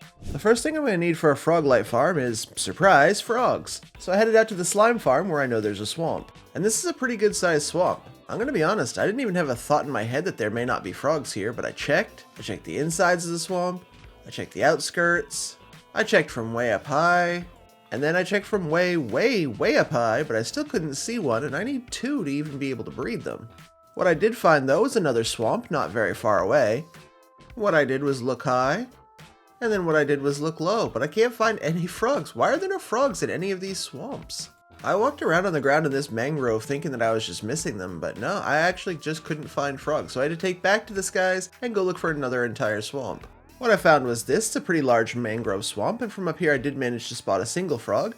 As I looked down to safely jump off the tree, I saw another. A couple of slime balls later to breed them and we're on the way. I brought plenty of iron with me so I could make buckets. I want at least 6 frogs from each of the 3 climates, cold, moderate, and hot biomes. I'll take these mangrove ones for the hot biome frogs, but then I'm going to need to take some tadpoles to other biomes to get the cold and temperate biomes done.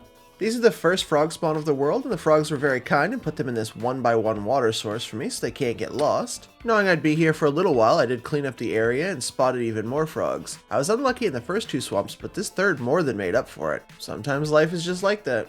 As I was bringing these 4 together, I saw yet another in the background. Don't get too far, I want you over here too. And I kept them all nearby even when I slept, and eventually found 7 hot biome frogs, which is all I'm gonna need. Then the first tadpoles hatched. I tried to kill all of them by removing their only water source. I went to put it back down and caught a tadpole. I'm doing great so far as a new foster parent. Eventually I decided live tadpoles were better, so I replaced the water and brought them more to make up for my earlier mistake. It's fine, I picked them all up and continued the breeding. Remember the frog spawn that was in a single block of water so they couldn't move? Yeah, the second bunch of tadpoles escaped into this deep water ravine, so I had to chase them around in murky, disgusting swamp water. It's fine. Other than that, almost all of them were placed in these small little water sources, and that was easy enough to collect. And just like that, we have our third batch tadpoles ready.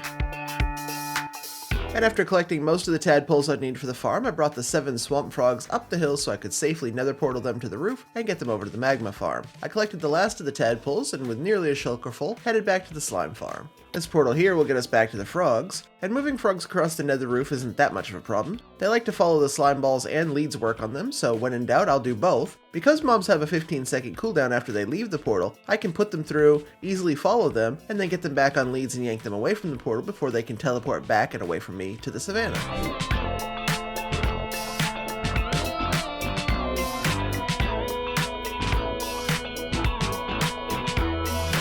From here, I can just see the magma farm coming into view. I haven't built the frog-like component of the farm yet, so we're going to tie the frogs up for now and go get the other 2 variants. I'm actually going to use the access portal for the magma farm, as I know it's in a snowy biome, so I can at least start the cold weather frogs without having to walk them across the entire nether roof. This torch here will keep the water from freezing over, which has happened to me in the past, and I'll drop 6 tadpoles in and then grab some slime balls to speed up their growth. I'll basically feed them as much as it takes not to sit here for 20 minutes waiting for them, even if that's a lot more slime than I expected. While waiting for the cold weather frogs, I had an idea when I saw this plains overlooking the snowy plains.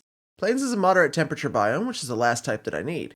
I can get my temperate frogs started while my cold weather frogs are still growing up. So I dropped another batch of tadpoles up here, pulled out some slime for them as well, and started the process. Soon my green snow biome frogs were adults, and after a little bit more slimy persuasion, the plains frogs began to grow up too.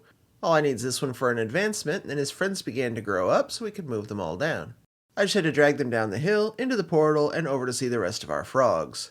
We have all the frogs now, let's make the Froglight farm.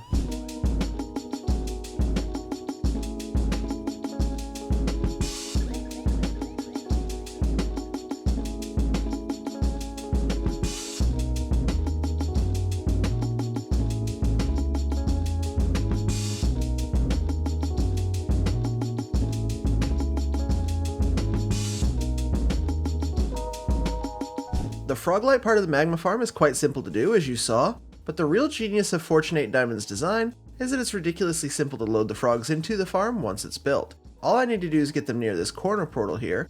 If I go to the other side of it and lure them through, they'll be automatically teleported to the right place in the Froglight chamber without me doing anything else. We do need to make sure they all get out of the portal, so let's head back to the farm now. You can see there's a couple still hanging out in the portal frame, so after breaking the portal so they can't go back through, there's a button that'll activate a piston and push the remaining frogs into the farm. And you can already see Froglights from the farm starting to work. I don't have to box this in, but I want to. Then I can grab one of each Froglight and get another advancement right here.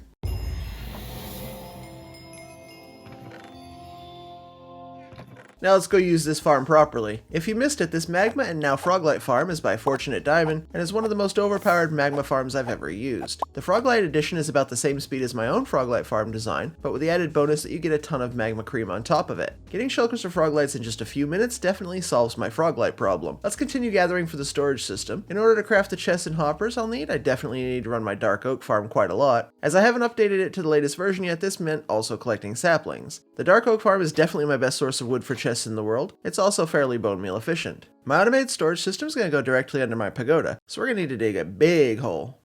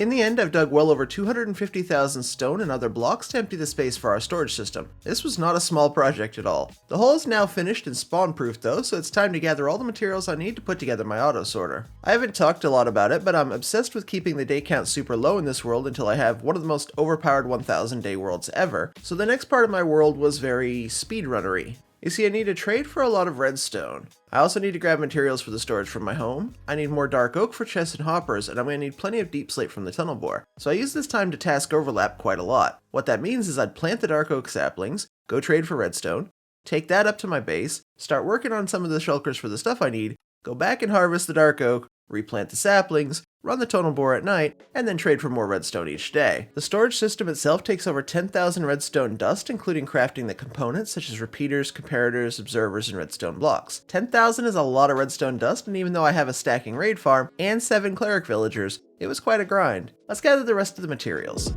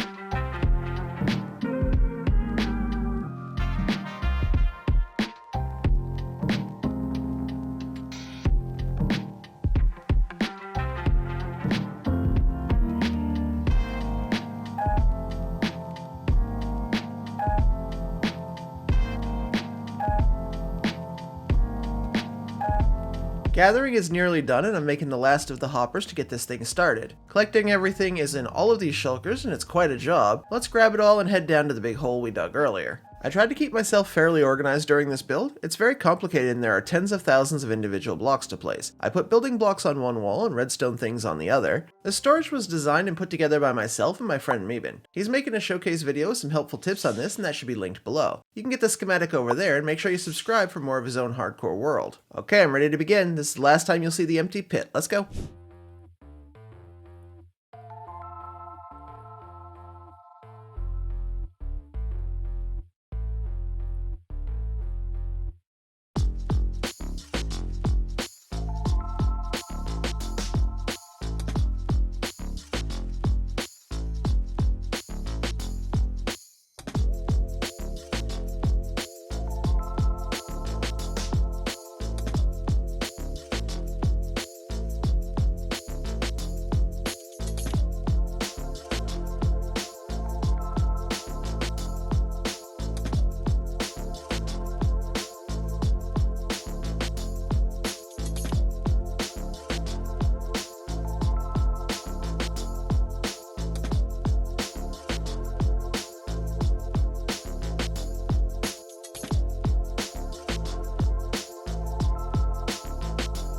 Building this storage happens in a few separate parts. The bottom section is mainly creating all the machinery behind the scenes, like the 10 shulker unloaders and the unload queue. Basically, this system can unload up to 10 shulkers at a time, that helps speed it up.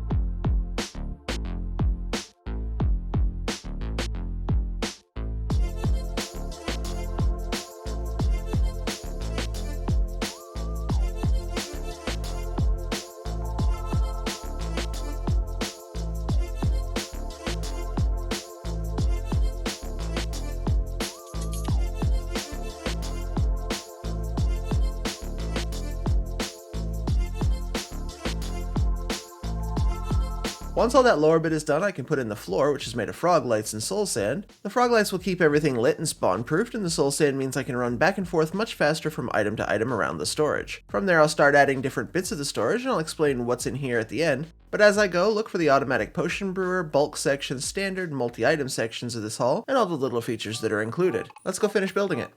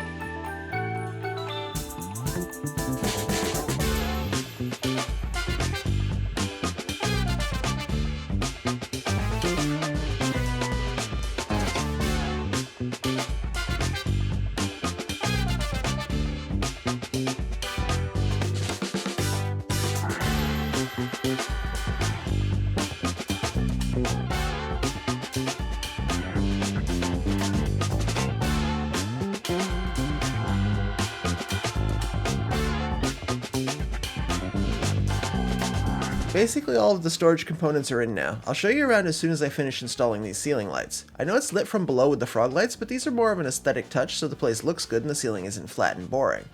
That should be it. Let's go inside and see what I've done. Let's start where our items start, at the shulker and chest input. The shulker holds loose items and the chest is where I can input up to 54 shulkers at a time with my items to be sorted.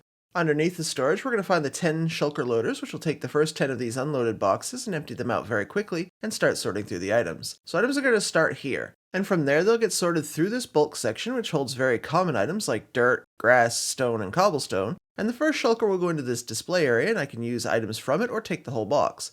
And then when I use the last item, the box will get broken and replaced with another of the same type. I have grass up here as an example of those bulk items. The bulk section will hold 64 unique items and 200 shulkers of each of those items. At the end of the section is a large nether portal, and putting a large nether portal in your base usually means lots of piglins wandering around, so we created a piglin trap here. Any piglins that spawn anywhere in this portal frame will not go into the base. Instead, they wander over toward a turtle egg that's behind the trapdoors, fall onto the wither rows, and an automated dispenser fires any drops straight into lava. So that's the bulk, and we'll get to this in a second. But next up we have this little bedroom where I can set spawn and safely travel back from the end if I'm down here, and not up in my actual bedroom area. Oops, it's nighttime. Who knew? This tiny bedroom is well lit, has a crafting table and an e-chest, some storage for things that I'm carrying that I don't want sorted, and maybe for some trophies. It also has a spot where I'll probably stick another armor stand. Right, so next up's our empty shulker return. Empty boxes will make their way back to these 4 slices. And the next 4 spots are for unstackable items. These are things like swords, pickaxe, armor, totems. That's all going to get filtered here. As we get into this hallway, there are 9 sections of what I'll call regular chest hall. That means each slice is holding 1 unique item, such as comparators, repeaters, observers. Most of these sections are 8 chest slices wide, with 2 on the ends being 9 each, and the long hallway works the same way. And this hall has a special feature, which is this automated potion brewer. There are 16 automatic brewing stands, which are fed with ingredients from up above. Essentially, you're going to set up each recipe once, keep your storage full, and this machine will keep you stocked up on potions. Just past the auto brewer is this access hall. You can go up for potion ingredient refills, or to access the top of the storage system. And then down is the maintenance path for everything else basically, the shulker loaded bulk system, the box displays, all the unloaders and setup for the first boxes that get displayed. Past the maintenance doors, our next chest hall. These 48 slices on the left are the multi-item sorter. 1 chest slice will hold every candle type. Another holds every carpet color, and so on and so forth. Under most of the carpet is soul sand for added speed when moving throughout the storage. This quarter of the center displays one of each usable workstation, such as a loom, cartography table, and grindstone. It also has a crafting table, e-chest, and temporary storages. The jukebox has a storage below it, so if I put a record into it, the record is automatically returned to storage when it's done playing. It's literally insert the disc and walk away. This long hall is for regular chest slices, as we saw earlier. Each slice again holds 1 item type, with some sections being dedicated to woods, while another section may have slices for each ore. The end of this hall will also be our main entry and exit. It pops out just below our floating island and the pagoda above. The whole system is very flyable and easy to move around, and as I cut out of this area here, I'll be putting another major peripheral into the storage, but I'll talk about that one in the next episode. Now I'm completely out of redstone and we're trading again. That's it for today. We managed to get a complete auto sorter built, and soon I'll dump all of our chests into it to be sorted. Next time I'm going to add a much needed system to our world. I hope you're having as much fun with this world as I am, and if you are, please remember to like, leave a comment, and if you haven't, consider subscribing. I'm now on day 936 and we're very close to surviving our first 1,000 days. Loki and I will be here for it, and I hope you will too. Goodbye. Hi, welcome in or welcome back. Today I'm going to complete the first 1,000 days in this world. But before then, I have a ton of small projects I'd love to have done. Let's quickly run through the plan. I'm going to build a large smelter just beside my new auto storage. From there, I want as many small farms done as possible. I'm thinking netherwort, sea pickles, glowberry, glow lichen, coral fans, scoots, sniffers, cactus, tripstone, and multiple flower farms. And we only have about 60 in-game days to get all of that done. It's currently day 939 and I want to be finished and back here at spawn at the end. So let's go. This tunnel is going to be my exit to the auto storage that we built last episode. I'll make myself an exit tunnel that heads straight out this way. Just down to the left of that, I'm going to dig out an area for this super smelter to live. The control room will be at the same level as the storage floor, and most of it will then go below somewhere down here. We won't see the furnaces in the end. They'll be down here and I'll be up there. Let's start by digging out at least a 2-high tunnel all the way to the front door. It'll be an easy way in and out of the storage, and it'll tell us right away exactly where the entrance will be. And here we are, nearly exactly where I planned. Once we get this spawn-proof and safe, it'll be a nice exit from the storage. I'll widen it later to be able to fly in and out safely, and we'll have easy access to the nether and the rest of our city as well. Okay, onto this super smelter. I do need to clear some of the stone, so one quick beacon later, we can get started.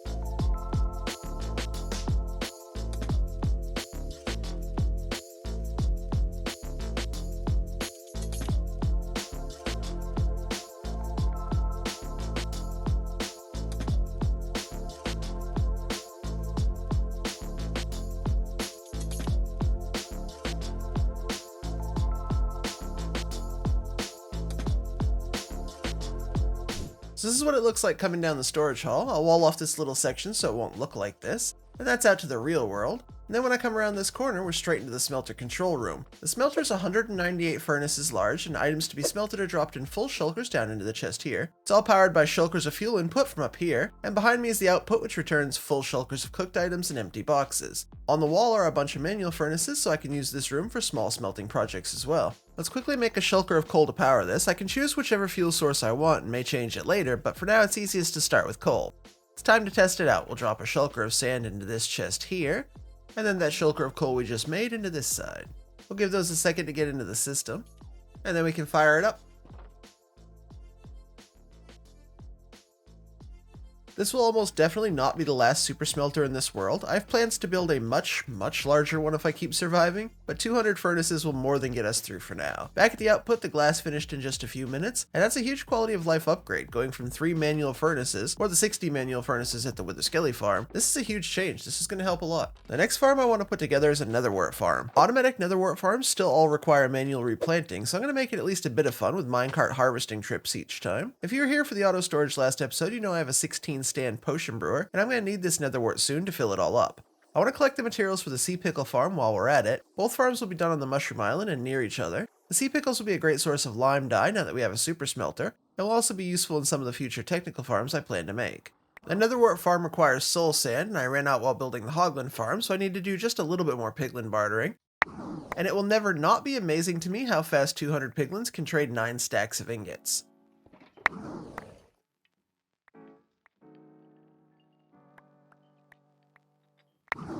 And they're done. Let's go build another netherwort farm.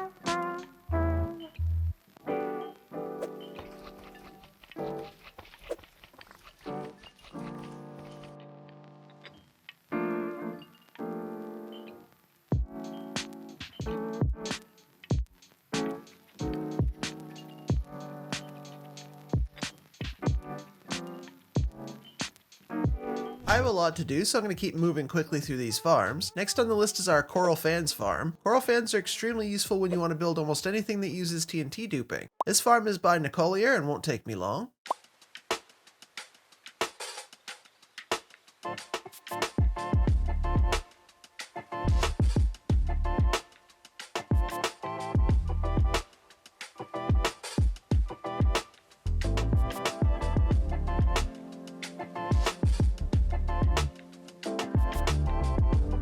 I know this is spawn proof already, but I'd like to be able to see, so let's add some light here. And these chests hold, well, you guessed it, more bone meal. I didn't bring a lot, so we'll just dump in a little bit for now. And then around here is where I'll stand, so let's add one more light to the end of this.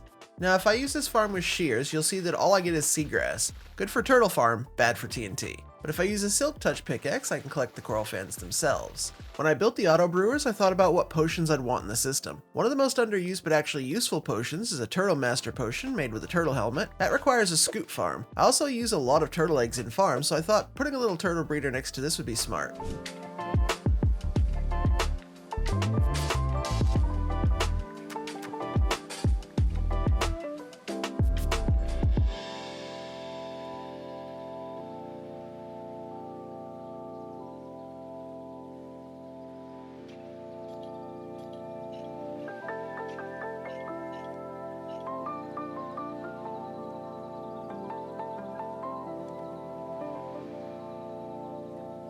While getting turtles to breed so I could bring some eggs home, I thought it was funny that I got my 3rd trident in the world this easily. I was completely out of turtle eggs after projects like the gold farm took them all, so I needed at least a few of these to get the turtle farm started.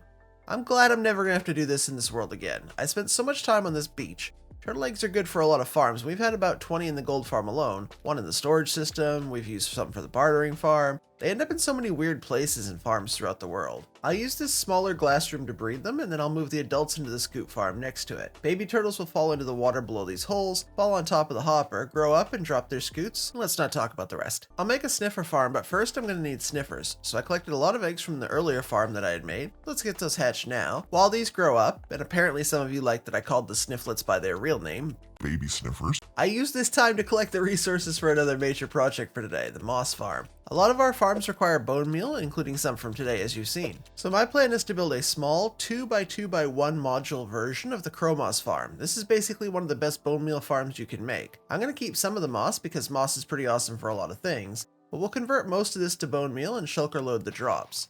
A tutorial to build a small crow moss will be linked in the description, so check that out. I'll be doing a much larger version of this later in the series, but for now let's get this one built.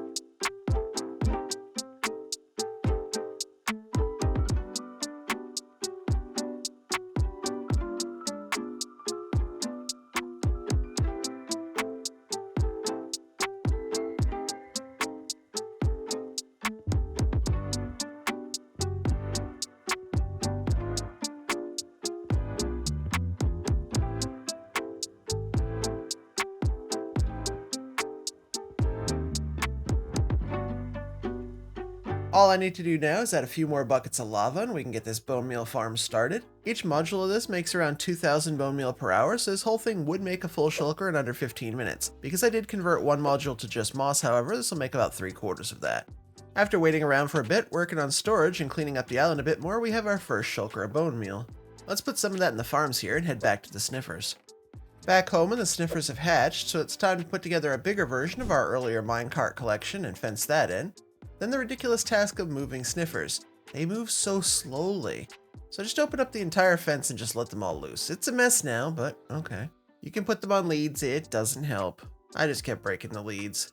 Oh my gosh, you are so slow. Let's speed this up. Now after rearranging a few drops, this is where we're at.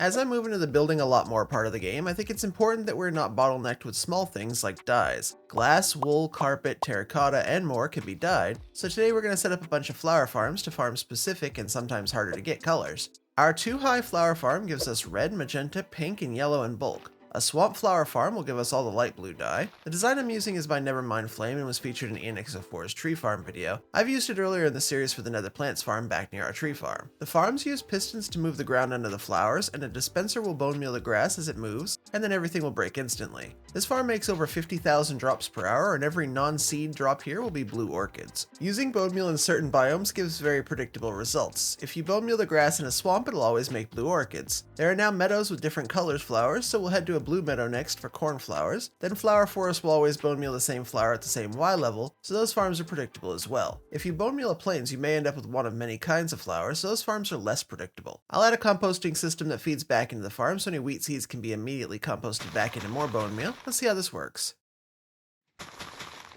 That was easy. See how only blue orchids and seeds are made here? That's perfect. That's one flower farm done and 3 more to go. It's time to find a blue meadow. There's a small one here, but after checking it out, it wasn't quite good enough. But past our raid farm and guardian farms, I was able to find a much larger area of blue flower meadow. This one will work. Only cornflowers will grow here. Let's terraform this so it's a little bit flatter and get this farm done.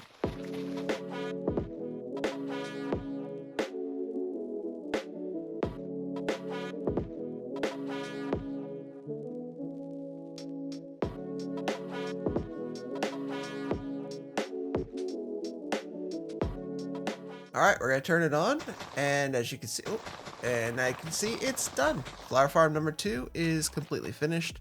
It only produces cornflowers.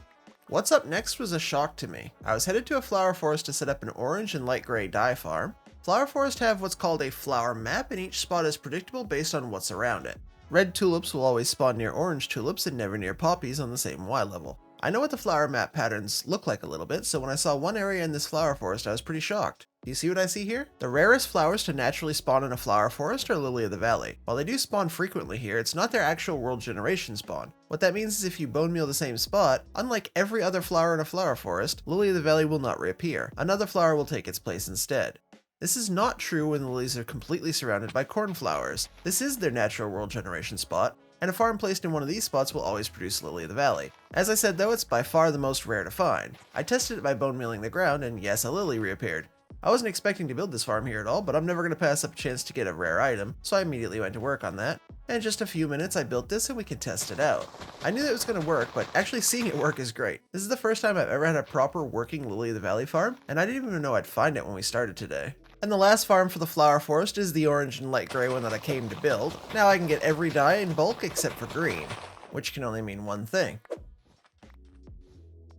After collecting some cactus to get started, it's time to build another simple farm. This time it's going to be a small cactus tower. I don't really need to go overboard on this as we have another source for lime dye and cyan dye, so this is only for the green. Shall we?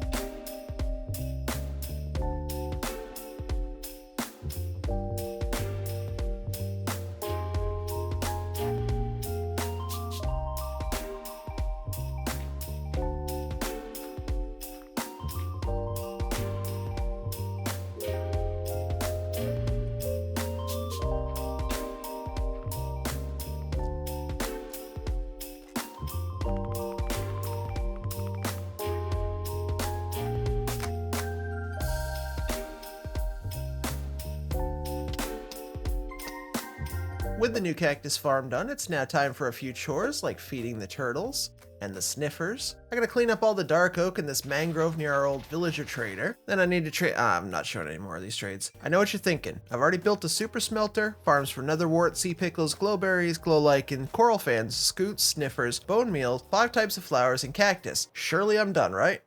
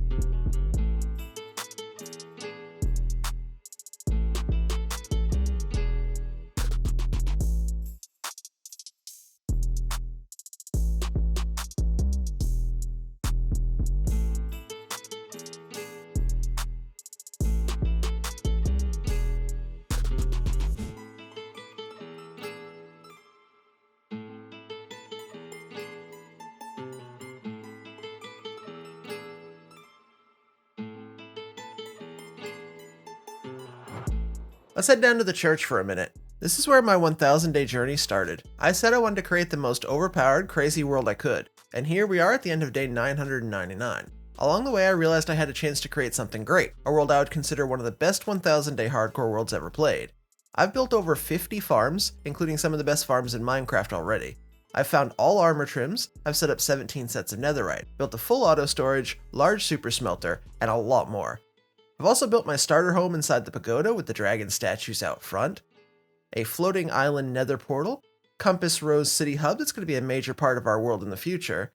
I've found some new friends including the skelly horses, all 4 common axolotls, and Loki. I built a villager trading hall and this Buddha island. And as we look at this from above, there's a lot more to come in this spawn. I'm going to be adding to the city with a large arena, military training grounds, guild shops, residential area, some protective towers, and at least a couple of fantasy temples. And that's not even talking about the 2 builds I'm most excited about. So here we are. At the end of day 0, I stood up on top of this church and thought about what was to come for this world. After 1,000 days in it, I'm still here. I'm still alive and I'm still standing on top of this church thinking about what's to come next. On screen are a few of the interesting stats for the world so far.